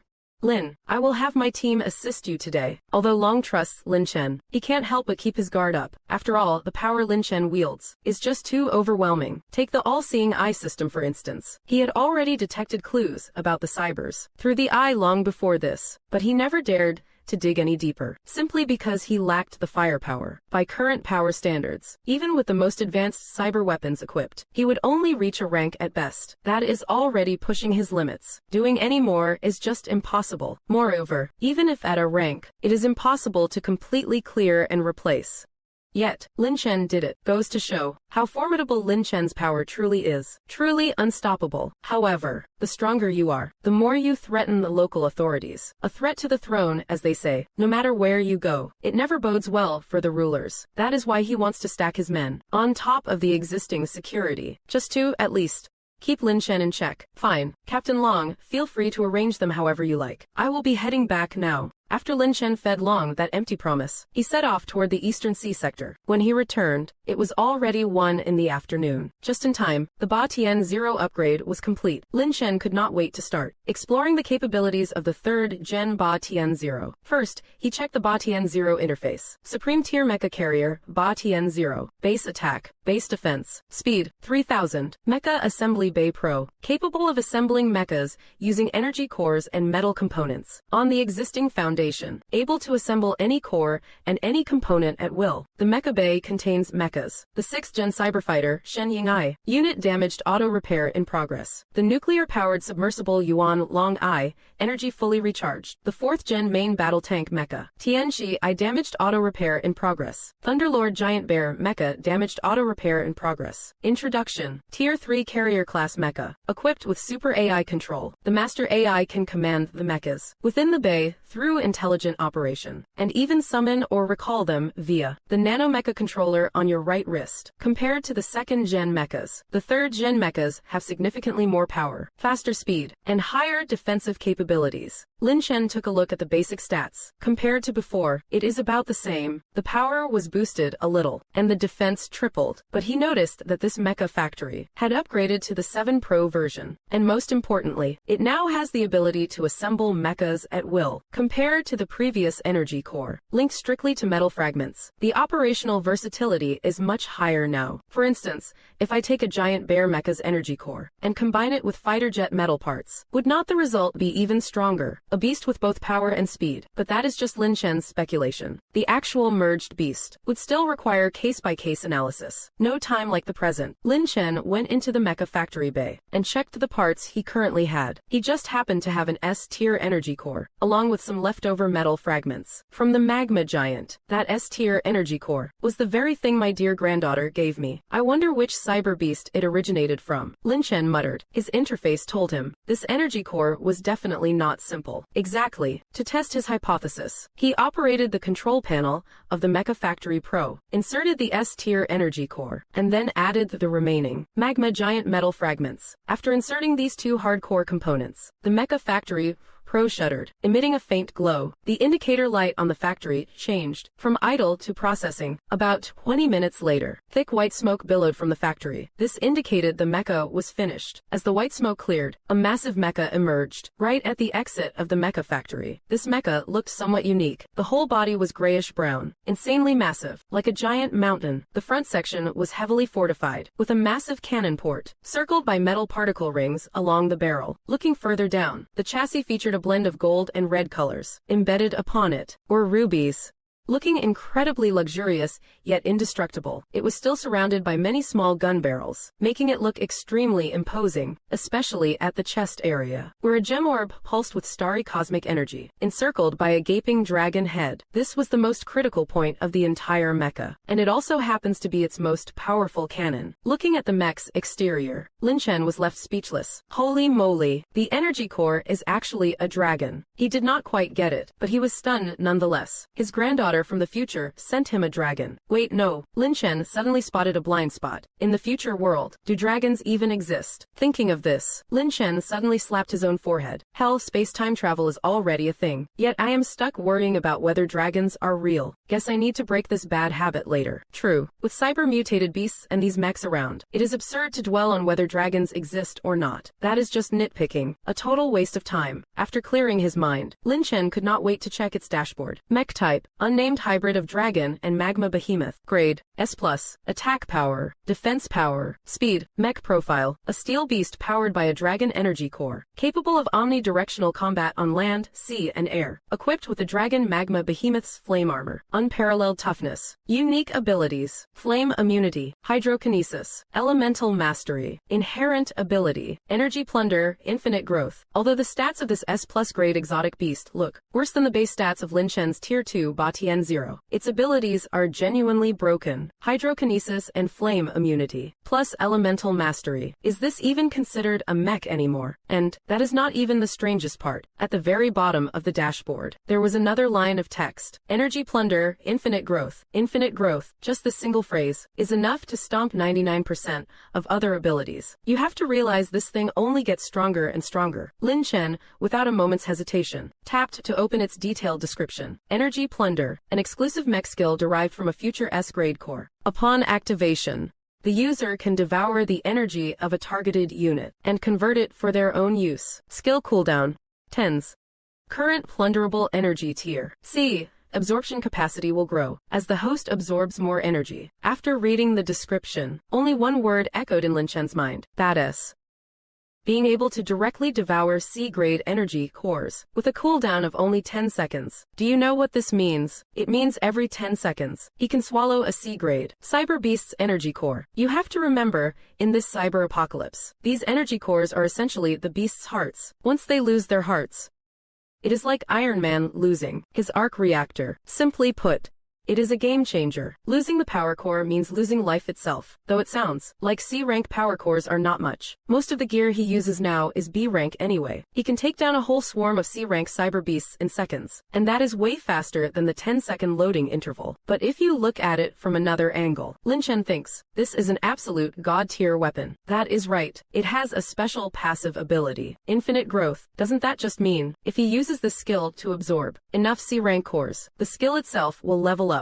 And if that happens, would not he be able to absorb B-rank cores? B-rank, now that you put it that way, this is a total game changer. You have to realize taking down one B-rank cyber beast usually requires 2 or 3 B-rank combatants, and he only needs 10 seconds. If he swallows enough B-ranks, then will it just be 1 B-rank every 10 seconds? If that is the case, the mechanical beast tide in 3 days will be his all-you-can-eat buffet. Just thinking about it gets me excited. So, Lin Chen did not waste a single moment. He initiated the integration with the mecha, and dubbed it the Divine Dragon Venerable. Once prepared, Lin Chen took the Divine Dragon Venerable to the primeval forest outside the western walls of the eastern region. Lin Chen had already used the Eyes of God to discover that this place was a true gathering of monsters. There are cyber beasts of all levels crawling around here. Because the ancient trees naturally hold an affinity for wildlife, this area has become a natural sanctuary for them. That is why all kinds of cyber beasts congregate here. From A rank, all the way down to C rank. You name it, they have got it. Even the existence of S rank cyber beasts here would not be a surprise, but that does not really matter. After all, Lin Chen's primary objective is to level up his skill, so his targets are the C-rank cyber beasts in this forest. Lin Chen had already stepped foot inside, hunting for his prey. Not gonna lie, Lin Chen's yield was quite bountiful. He had not even gone deep into it yet, and he would already spotted at least a few dozen C-rank cyber beasts. There were even 2 or 3 B ranks. Lin Chen naturally made quick work of them, activating the Devour skill on each one. What followed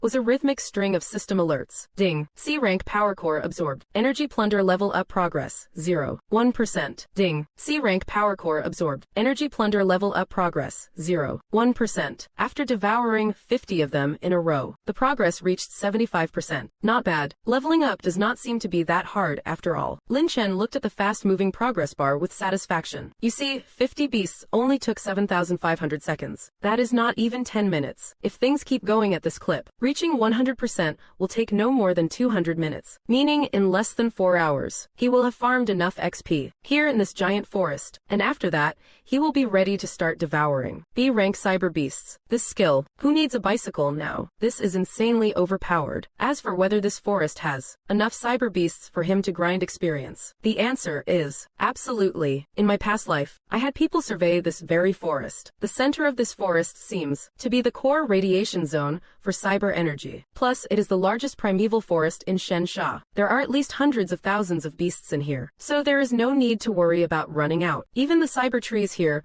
possess a primitive sentience. They knew someone like me is not to be trifled with, so they did not block my path. They even went as far as bringing those cyber beasts right to me. What do you call this? You feed me and I won't slaughter you. That is a fair trade, right? I naturally spared them. After all, these cyber trees are my natural grinding spot. If I ruined them, where would I go to level up later? It fits the old saying perfectly. As long as the green hills remain, there is no lack of firewood. Steady does it. After clearing the beasts in the outer perimeter, I pushed deeper in. 2 hours later, my energy extraction XP hit 770%. This pace is faster than I imagined. The forest floor was littered with the remains of cyber beasts. I of course did not let them go to waste. I summoned my mecha crab and mecha elephant to scrap them up. Everything here is flesh and metal, forged by cyber radiation, much tougher than the natural stuff. However, I have pretty much wiped out the Class C beasts in the zone. Moving deeper, most of them are Class B cyber beasts. These are not my primary targets right now. Steady, steady. I am planning to switch directions from the straight path I took in. I will pivot to circle around the forest core. Sure enough, once I changed course, the Class C cyber beasts started appearing again. I stuck to the same old routine, using energy extraction to drain their cores. Roughly another hour passed, and I smoothly managed to upgrade energy extraction to level 2. The status panel updated accordingly. Energy extraction LV2 allows the user to absorb energy from a target unit and convert it for personal use. Cooldown time, 15 seconds. Current absorbable energy level, Class B. Sure enough, I can now consume Class B energy levels. The cooldown just increased by 75 seconds, but that is no big deal. Even with the extra 75 seconds, the quality of the cores I am getting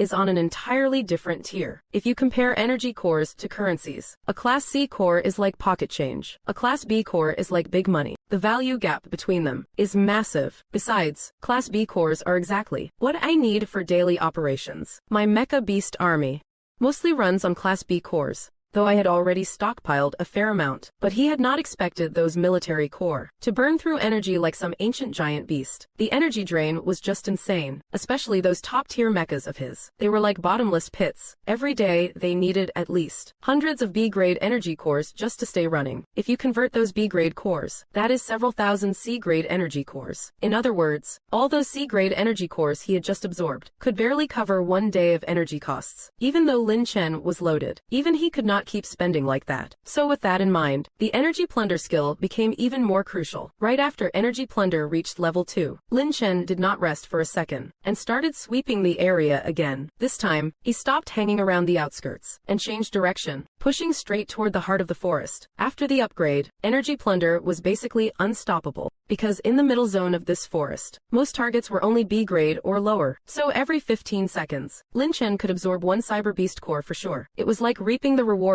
without lifting a finger, and on top of that, he was not sitting idle either. While the passive skill kept running, he was also attacking nearby cyber beasts himself. With both methods working together, his efficiency naturally doubled. In just a little over 10 minutes, he had already gathered nearly 140 B-grade energy cores. That result was well within Lin Chen's expectations, but the catch was, even after farming more than 100 B-grade cores, energy plunder was still charged to less than 1%, not counting the B-grade cyber beasts he killed himself. The energy gained through energy plunder alone was at least 70 or 80 cores, but even so, it still had not even reached 1%. If 1% equals 100 B-grade energy cores, then to reach full charge, would not that take 10,000 B-grade cores? Even if you convert that into cash, it would equal about 2 months' pay for an ordinary person. And that is not even counting B-grade energy cores. Even if you scraped through every last corner of a whole city, you still might not find that many B-grade energy cores. Still, the place where Lin Chen was now stood in the entire eastern region as the most densely packed cyber beast zone around. There were at least 20 or 30,000 B-grade cyber beasts here. Gathering 10,000 cores was only a matter of time. And right now time was was exactly what he lacked most. Even at a rate of 4 cores per minute, which is 240 per hour, using the skill to plunder 10,000 B-grade energy cores would still take at least 40 hours, and that was only if he kept going without food or rest. And now, before the mechanical beast died, there were less than 3 days left before it erupted. Doing the math, the schedule was way too tight. He had no intention of staying in this place for nearly 2 whole days. He still had other things to handle. So, Lin Chen came up with another plan. He quit overthinking it and stopped collecting B-grade energy cores. Instead, he went straight deeper into the forest core to look for some rare cyber beasts. One A-grade cyber beast was worth about 10 B-grade cyber beasts. If he could find a few more S-grade ones, a tier-up mutated beast, what a pleasant surprise. With that thought in mind, he maneuvered his massive mecha deep into the forest. Before he had gone far, Lin Chen discovered another unexpected prize. Perched on a mechanical tree before him, there sat a rare-looking mechanical egg. The mechanical egg was oval-shaped, about 3 meters in diameter. Its shell was covered in peculiar symbols. Some seemed like falling stars,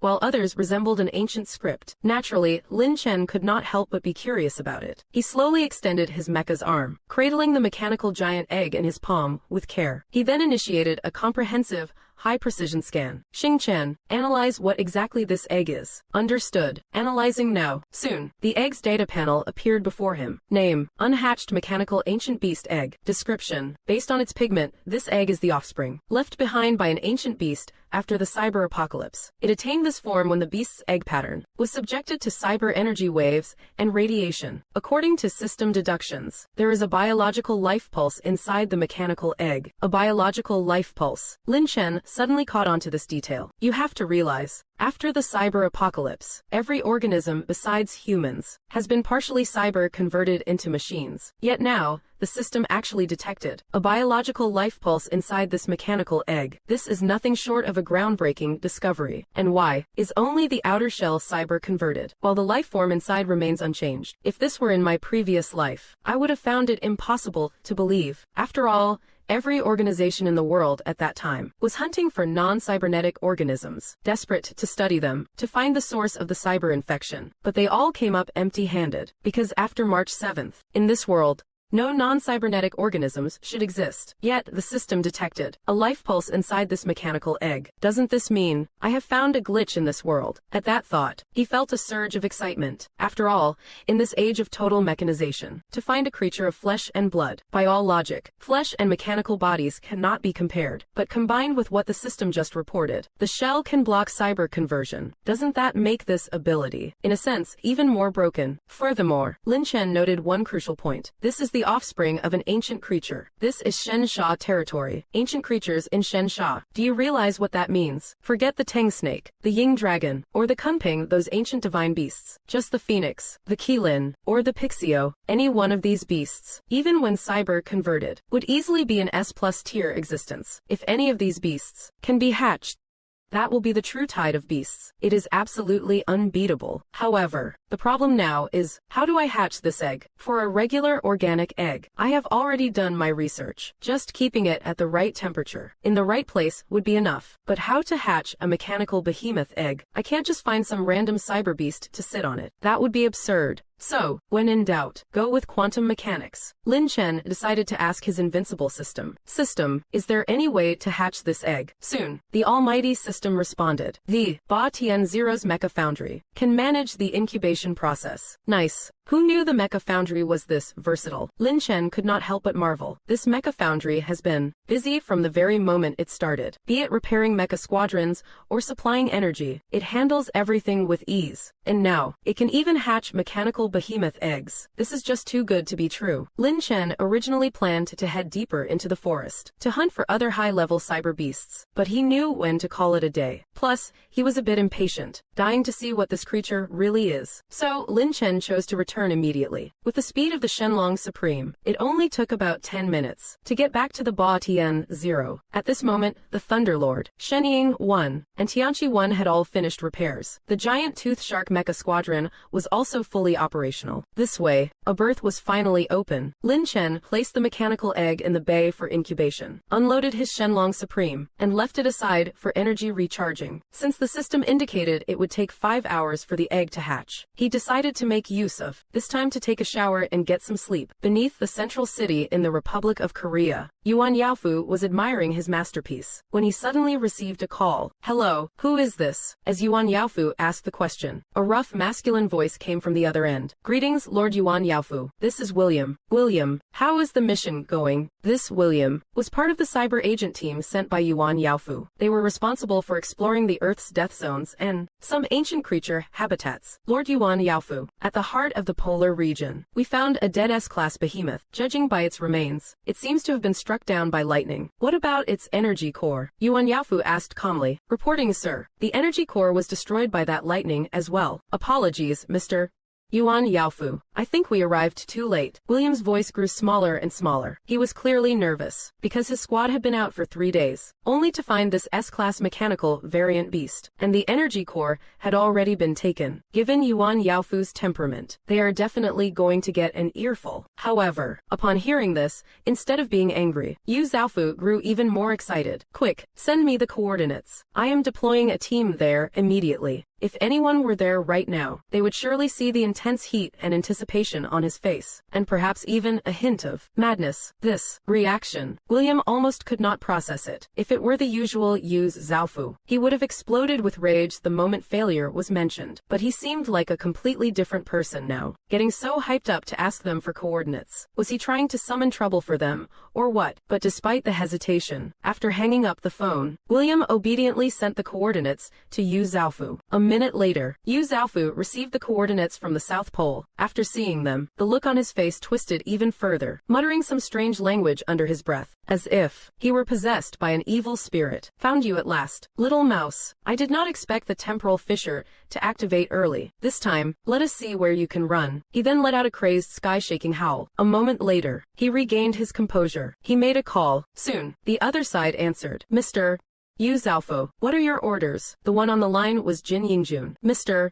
Jin, I have just sent you a set of coordinates. Take your Tier 3 Robot Legion, and head there. By the time you arrive, it will be fast enough. Lin Chen had barely finished a shower and a nap. It was just past noon on March 12th. 2 more days, and the mech beast tide would descend. But Lin Chen was not too concerned about that right now. After all, the beast tide was just a minor side quest. The real prey was that guy, Yu Zhaofu. So the first thing he did upon waking was have Xing Chen use the Eye of God system to analyze all the critical events that occurred while he was asleep. Analysis report as follows. Note, no incidents reported in the South Pole so far. Jin Yingjun's team in the east has mobilized a robot legion over the last 4 hours, advancing toward the heart of the South Pole. The gorgeous nation has remained quiet. However, I detected that 5 hours ago, beneath the central city, a signal suddenly appeared originating from a satellite frequency in the heart of the South Pole, and then was transmitted to Jin Yingjun in another region. South Pole. Lin Chen grasped this critical detail from the report. His intuition told him something big is happening in the South Pole. Quick, pull up the coordinates transmitted from the South Pole back then, along with those received by Jin Yingjun. Retrieving data now. Coordinates received. Latitude 36 degrees 51 minutes north. Longitude 125 degrees 33 minutes east. South Pole coordinates are latitude 90 south. Sector 0. Coordinates received. Lin Chen immediately pulled up the satellite imagery for those coordinates. As I expected, everything is going exactly as predicted. The coordinates provided by the South Koreans. They pointed straight to that canning factory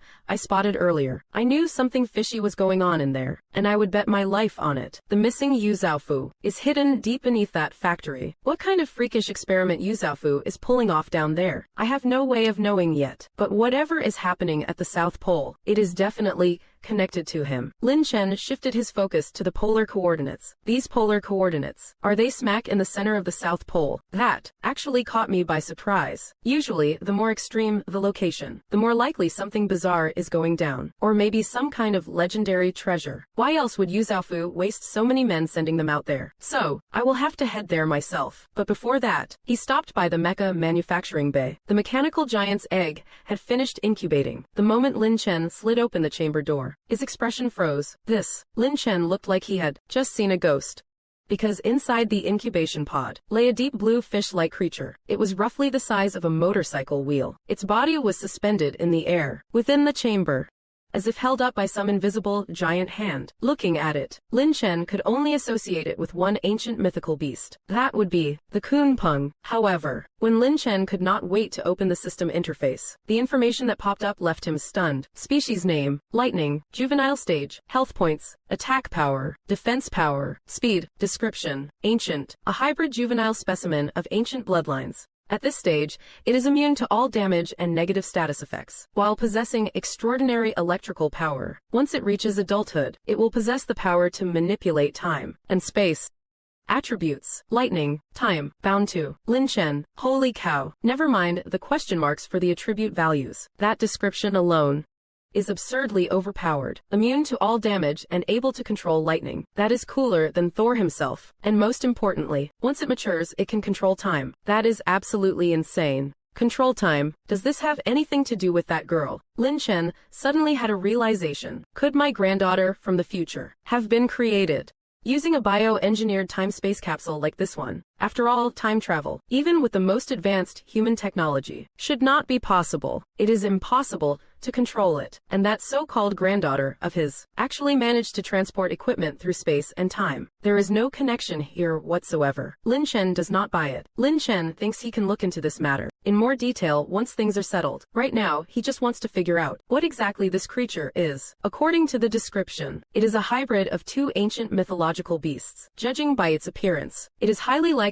to possess half of the Kunpeng's genes. As for the other half, it should be related to lightning, but there are just too many mythical beasts that can channel lightning. Lin Chen could not figure it out right away. Whatever. Forget it. After thinking about it for a long time, he finally decided not to dig deeper into what species it is. No way. There are simply no records of such a creature. It is just a waste of time to keep dwelling on it. And during the time he was thinking, he suddenly realized he had more important things to do. The polar region. That is right. While waiting for it to hatch, the Eye of the Gods detected some suspicious activity and some strange moves from the South Korean side. In this regard, Lin Chen certainly won't stand by and watch. Since those people are desperate to go over there, then he must go and see what is actually hidden there. So, Lin Chen plans to set this coon aside for now. He summoned the Divine Eagle One, ready to head into the Antarctic. But just as he was about to take off, that coon suddenly drifted in front of him, emitting cute chirping sounds. This sound, Lin Chen feels familiar with it, but also not quite. And yet, even though it called out like that, Lin Chen seemed to be equipped with a universal translator, understanding exactly what it meant. Are you saying you want to go too? The little one nodded excitedly. Hovering in the air, it carved a graceful arc. It is obvious. It is very happy. Regarding this, Lin Chen is no exception. After all, the system made it very clear. It has already bonded with him. After thinking for a moment, Lin Chen nodded. All right then, you can come along with me. Lin Chen felt that this little guy would not get hurt anyway, and even if a battle broke out, it probably would not be affected. It swam around in the air happily, like a child. Lin Chen had initially thought this kind of mythical beast would be very imposing or aloof and untouchable. Who would have thought it would be so friendly? It seems, no matter the species, all young ones love to play. Kun, keep up. We are leaving. Lin Chen gave the order and fired up the engines. He shot out from the Ba Tian 0. Initially, he wanted to be the bigger person, letting it lead the way, but to his surprise, in an instant, it zoomed past Divine Eagle 1. Then, with incredible stability, it flew right in front of Lin Chen. His competitive spirit flared up immediately. Boost Shen Yao 1 speed to maximum level 7. Yet even so, it is still trailing behind. Xiao Ya even tilted its body, pulling off a strange maneuver, and let out a smug little screech. It was as if it were saying, "Beat that, right?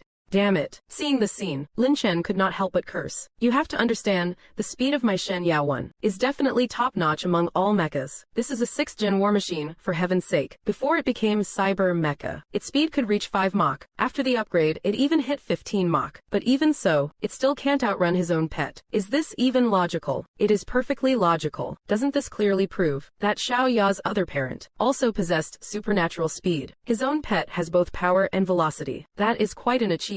He even faintly felt that this guy's level is S+ or higher, even stronger than the lava giant mecha back then. About 10 minutes later, Lin Chen and Xiao Ya arrived at the heart of the Antarctic, the South Pole Core. You can barely call this land anymore, because it has completely turned into a glacier. and in the center of that glacier, several mecha soldiers are surrounding a massive unit. It is silver gray all over, like a giant boulder. Standing right there, it looks just like a slumbering beast, giving off intense visual impact. Below the mecha, there are a few people in heavy protective suits. They seem to be planning something, because Lin Chen's Shen Yaowen has a super, high-grade environmental chameleon stealth system. Those people did not notice him. Lin Chen seized the chance to move slowly, landing behind a massive block of ice. As he slowly drew nearer, Lin Chen finally noticed that one of them is Jin Yingjun. Boss, the S-class core fragment has been collected. Now we can proceed with the artificial mecha activation. One of the subordinates reported to Jin Yingjun. Good. Understood. Later, set the traps as Mr. Yu Gao instructed. Once that guy arrives, trigger the switch. Copy that. After receiving the order, Jin Yingjun turned to look at the towering mecha behind him. This is the artificial S-class mecha Yu Gao gave him, known as the Sol. It possesses high-tier thunder resistance, although not as massive as the Zeus. Its speed far exceeds it, and on top of that, it is made of an unseen type of metal. This metal, aside from thunder resistance, is also top-tier in terms of heat tolerance. Furthermore, its combat power is nothing to scoff at. So, it is a standard S-class mecha, also the first mecha Yu Gao ever created. However, no one knows how he managed to use human technology to craft a monster like this. Jin Yingjun may have his doubts, but he would not dare ask. He knows very well that Yorkshop is no longer the same Yorkshop he once knew. Or rather, he is no longer human. That is why he understands. The less you know, the better. Just do exactly as Yorkshop demands. Besides, he does not care about anything else. He only craves raw power. As for those trivial human squabbles, he could not care less. After all, his status is low, and he is already under the control of Yorkshop's nation. Even if he somehow climbed the ranks, it would be completely useless. In the end,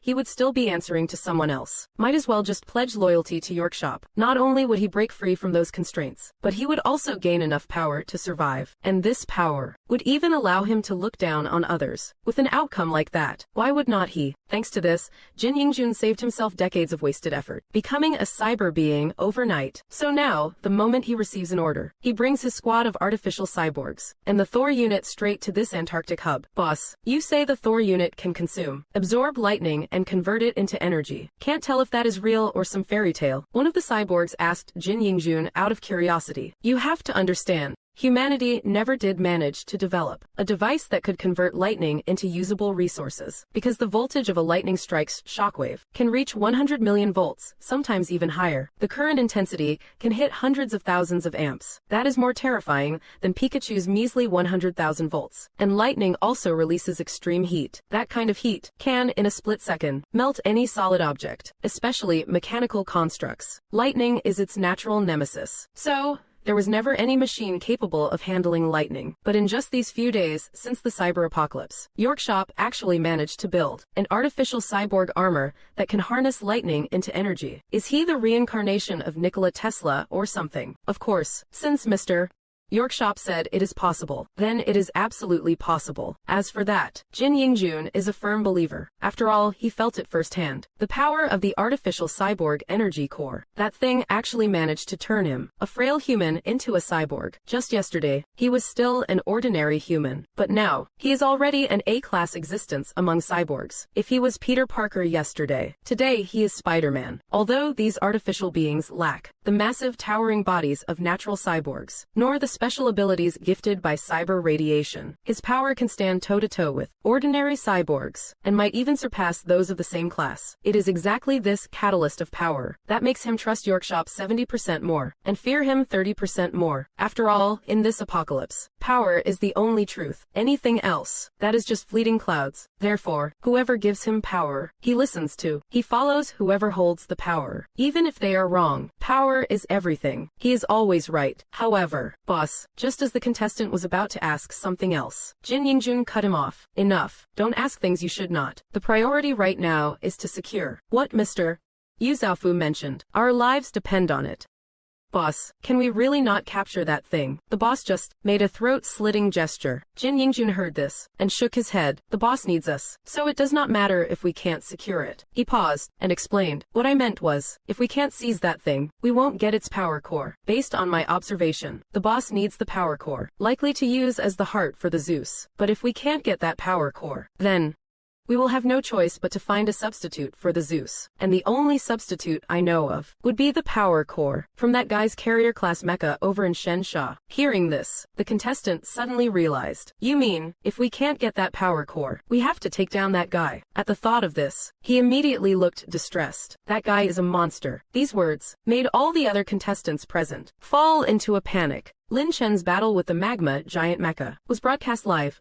He saw it too. The impact of that punch was enough to trigger a landslide and earthquake. That kind of power clearly exceeds S-grade. Even if all of us are grade contestants here, plus the Sol joined forces, we would be no match for him. Jin Yingjun did not speak in response to his guess, but simply nodded, acknowledging it. There is no other way. Lin Chen's mecha is just too bugged. He figured that unless it is the Zeus, it can't even stand a chance. Any other mecha would just be fodder. The reason he agreed to help Yu Zhaofu yesterday, to get Lin Chen's power core, was actually because he coveted the power of these man-made contestants. If he really went at it, he would be killed 100% of the time. So when he heard Yu Zhaofu found a substitute today, he rushed here without delay. With the team he had just assembled, he believed that capturing an animal should be easier than dealing with humans. After all, humans are, in a sense, the masters of this world, dwarfing all other living things. If forced to choose now between facing Lin Chen's Ba Tian 0 and the magma giant mecha at MT Fuji, for a life or death struggle, he would choose the magma giant mecha without hesitation. The reason is simple. After all, simple-minded attacks are one thing, but vicious, precise strikes are something humans know all too well. After a moment of silence, Jin Yingjun waves his hands, giving his subordinates a shot of reassurance. Move it, move it. If we can handle this thing now, the boss should be able to personally take on that Sha man. The boss's Zeus unit. I have seen it with my own eyes. Its power is absolutely overwhelming compared to that West 8 man's.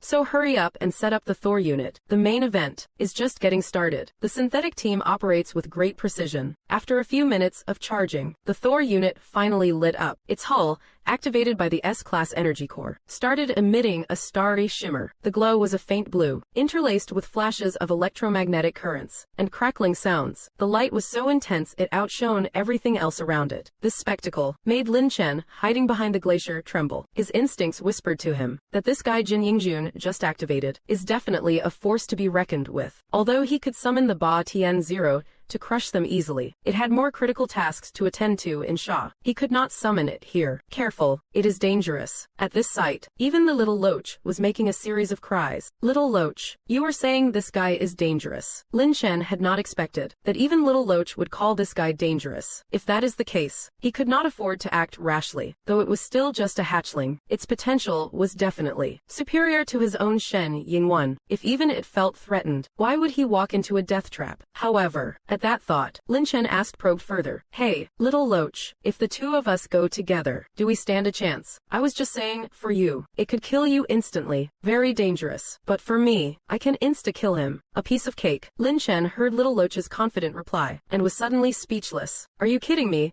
Can't you say the whole thing at once? What is with the dangerous for me nonsense? Am I really that weak? You have to know that his Shen Yingwen is also an elite among the mechas of this world. Even if it is a bit tough to handle this Thor unit, it is not like he is completely helpless. There is no way he could be killed in one shot, right? Don't talk so much. Watch me put on a show. After saying that, little Loach lunged forward. Luckily, Lin Chen was quick to react, grabbing it by the back. Don't be reckless. Let us first see what these guys are planning. After all, they are in the shadows, holding the absolute advantage. And looking at little Loach's confident expression, it should be easy enough to take them out. So now, what he needed was to gather intel, or at least see what those guys are actually trying to do. Otherwise, if he just mindlessly wiped them out, and did not know their ultimate goal, would not this trip have been for nothing? He might even get exposed under their noses. If that happens, this is definitely a bad deal. What is so interesting about it? Just take them out. Xiao Yu looked unimpressed and defiant. He is acting just like a street punk, ready to throw hands at the slightest provocation. I know you are eager, but hold your horses for a second. Lin Chen originally wanted to see if this thing had a gender, but now, looking at it, it is definitely a male, and a total brute at that. What is that noise? Over there. It seems Xiao Yu and Lin Lin Chen were being a bit too loud. Jin Yingjun noticed them. Luckily, one of the combatants dispelled his doubts. "It is fine, boss. I just saw a few penguins over there. Maybe they are laying eggs. Nothing to worry about." Although Jin Yingjun had only heard chickens lay eggs, his brain automatically translated all animal, egg-laying noises into clucking sounds, so he figured it really was penguins laying eggs. Lin Chen breathed a sigh of relief. Getting discovered would not be the end of the world, but if we are found, we won't know their next move, and they will certainly be on guard. They won't be easy to deal with if that happens.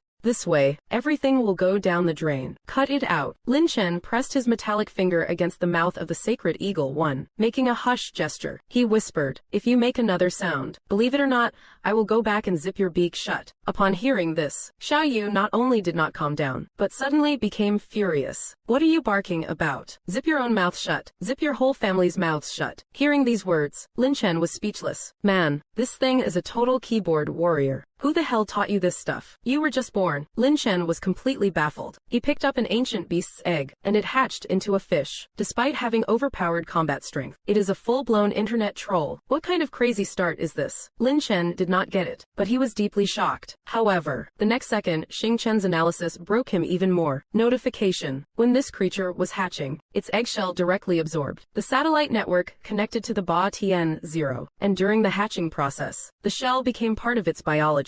So after hatching was complete, its incredible learning ability absorbed all the data from the satellite network, and subsequently stored it within its brain. That is what formed this miraculous phenomenon. Having heard the analysis, Lin Chen suddenly realized he would picked up something legendary. All online data was converted into its memory. That is the entire internet. The amount of data must be tens of thousands of terabytes. No hard drive could ever contain it all. The learning materials alone are enough to span millions of terabytes, let alone all the data on the entire network. That is absolutely a colossal volume. Yet the analysis says this little beast has learned the entirety of the internet's knowledge. Everything is still stored in its brain. Is its brain a black hole? A black hole. He suddenly realized what kind of creature this was. Legend has it, in the northern abyss, there is a fish, named Kun, the sheer size of it, who knows how many miles wide. As Lin Chen thought of this, it suddenly started to make sense. The legend says it is miles wide, but in reality, according to ancient records, it is infinitely massive, and capable of swallowing anything, including time,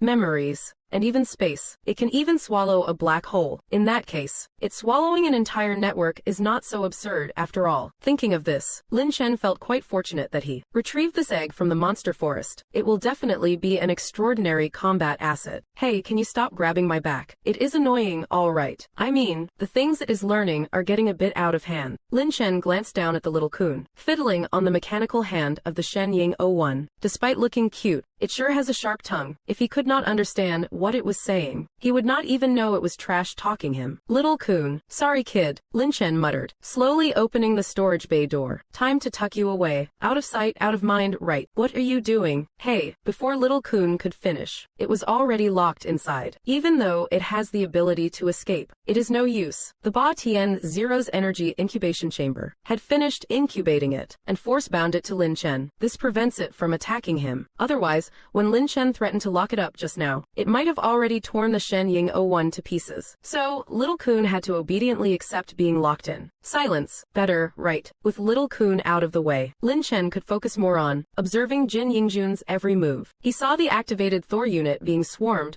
by a dozen artificial cyber beast engineers flying around it. These engineers were all A+ rank, and this generation did not have those clunky masks like the previous ones. Other than their bodies being slightly smaller, they were indistinguishable from normal cyber beasts, and the armor covering them was tougher than that of standard cyber beasts. Who would have guessed that this was the power of a single mutated energy core? These engineers held various pieces of metal. They were using them to patch up the hull of the massive 100-meter-tall Thor unit. Got it. They are crafting parts for the giant mecha. I see it now. Lin Chen could feel that the entire body of the Thor unit was pieced together from special metals, which were consistent with the metal composing the bodies of those artificial cyber beasts. He could kinda guess it. Those metal parts were the corpses of artificial cyborgs. Just thinking that the massive Thor was a moving grave built from piled-up corpses made Lin Chen shiver. This thing was way too terrifying. About 10 minutes later, all the artificial cyborgs finished assembling and stopped moving. Then they stood in two neat rows before Jin Yingjun. Jin. Awaiting orders. Report boss. The Thor weapon is fully assembled. Power deployment is complete. Awaiting your command. One of the lead artificial cyborgs straightened his mechanical body and reported. Good. Then, start the battle. Jin Yingjun nodded and tapped his nano armor platform. A phantom mech spread over his body and gradually solidified. A mech body unlike the other artificial cyborgs appeared beneath the Thor.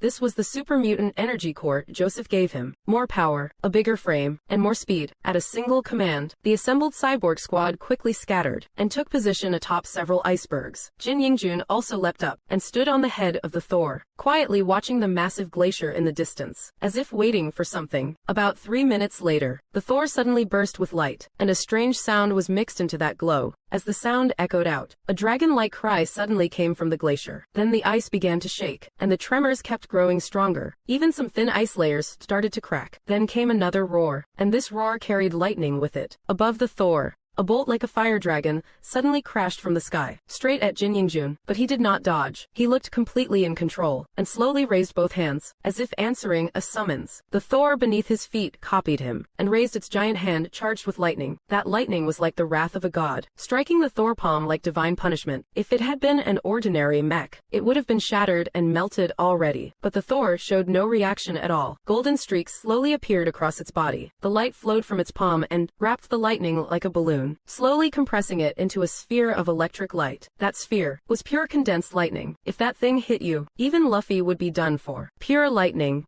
does not care whether you are insulated or not. Seeing that scene, Lin Chen felt even more shaken. A deep fear rose inside him, and it was not the kind he could simply control. It was the involuntary kind of fear. Like even after you graduate high school, the moment you see that meanest teacher, you still feel that old fear. What exactly are they trying to do? Lin Chen could not help but wonder. With such a massive cluster of lightning, were they trying to make some kind of power source? And that dragon-like cry, what kind of creature was it? What does this lightning have to do with that dragon? He is still completely in the dark right now. As far as he is concerned, too many things are still a blur. He does not have a clue. Suddenly, it dawned on him. This world is not just some simple cyber apocalypse. Maybe there is something more mysterious going on. Take Xing Chen, for example. That guy's physical form might be even stronger than my Ba Tian Zero. Not to mention those man-made mechas I have never seen in my past life. And now this thing at the Antarctic Center. The unknown creatures and the time capsules. And that Zhao Yao guy who created these man-made mechas. Though he does not know for sure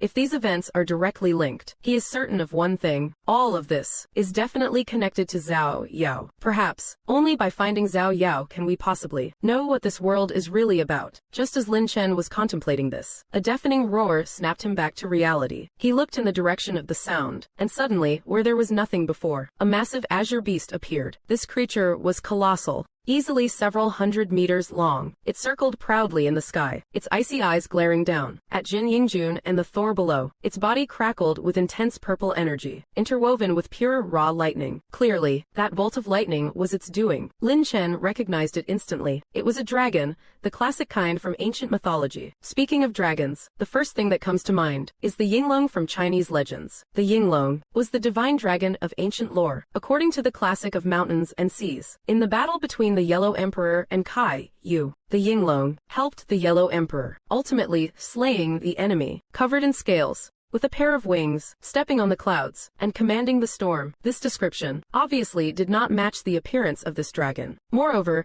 due to the cyber radiation, its body was encased in metal, making it impossible for Lin Chen to tell what kind of dragon it truly was. But he was certain this dragon was an S+ rank entity, and even more formidable than the magma beast mecha. Even though the mechanical body lacked the true majesty of a dragon, the aura it projected was nothing short of terrifying. The mechanical dragon was currently glaring furiously at Jin Yingjun below, because that person was encroaching upon its territory and attacking it with its own energy. So the mechanical dragon let out a series of low growls, expressing its utter dissatisfaction. Jin Yingjun showed no fear of the mechanical dragon. In fact, he became even more provocative.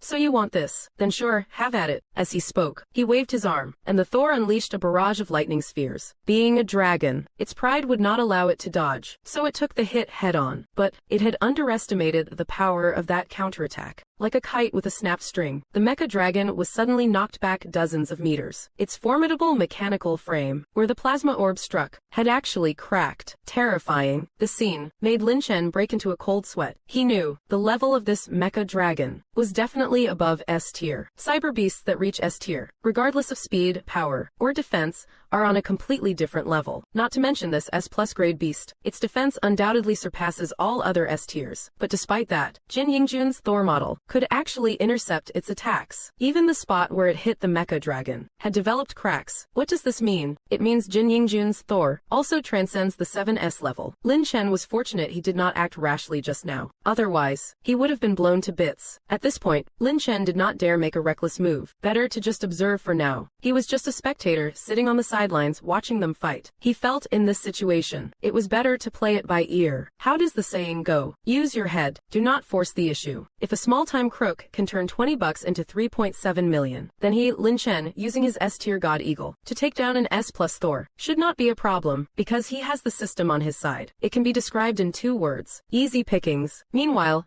the battle between the 2 giants continued. The mecha dragon did not seem affected by the damage. On the contrary, it became even more ferocious. It let out a long roar. Its massive metallic body surged. The cracks from the impact began to heal, and in front of itself, it gathered an even larger, rounder plasma orb than the last one. The orb was roughly 10 meters in diameter. Looking up, threads of pure lightning were gathering within it. Thunderclouds in the sky gradually converged. The plasma orb radiated a ghostly blue light, roaring through the air. And wherever it passed, electric arcs of various sizes formed. Those arcs twisted like snakes, spreading out in all directions. Then, with a roar, dozens of lightning bolts descended from the sky. These were not just flashes of lightning, like ordinary thunder, but transformed into lightning dragons swimming in the air. Finally, all of them converged into the plasma orb. The pressure it exuded made everyone present shudder, including Lin Chen. Compared to the previous Thor blast, this was like comparing a regular shell to a nuclear warhead. They were not even in the same league. So massive. Lin Chen was already prepared. The moment the mecha dragon released the orb, he retreated rapidly, making sure not to get caught in the blast radius. Because just from the energy radiating from that plasma orb, it was clear, it was truly enraged. The mecha dragon charged up quickly. It took less than half a minute, and that 10-meter wide plasma orb came crashing down towards him.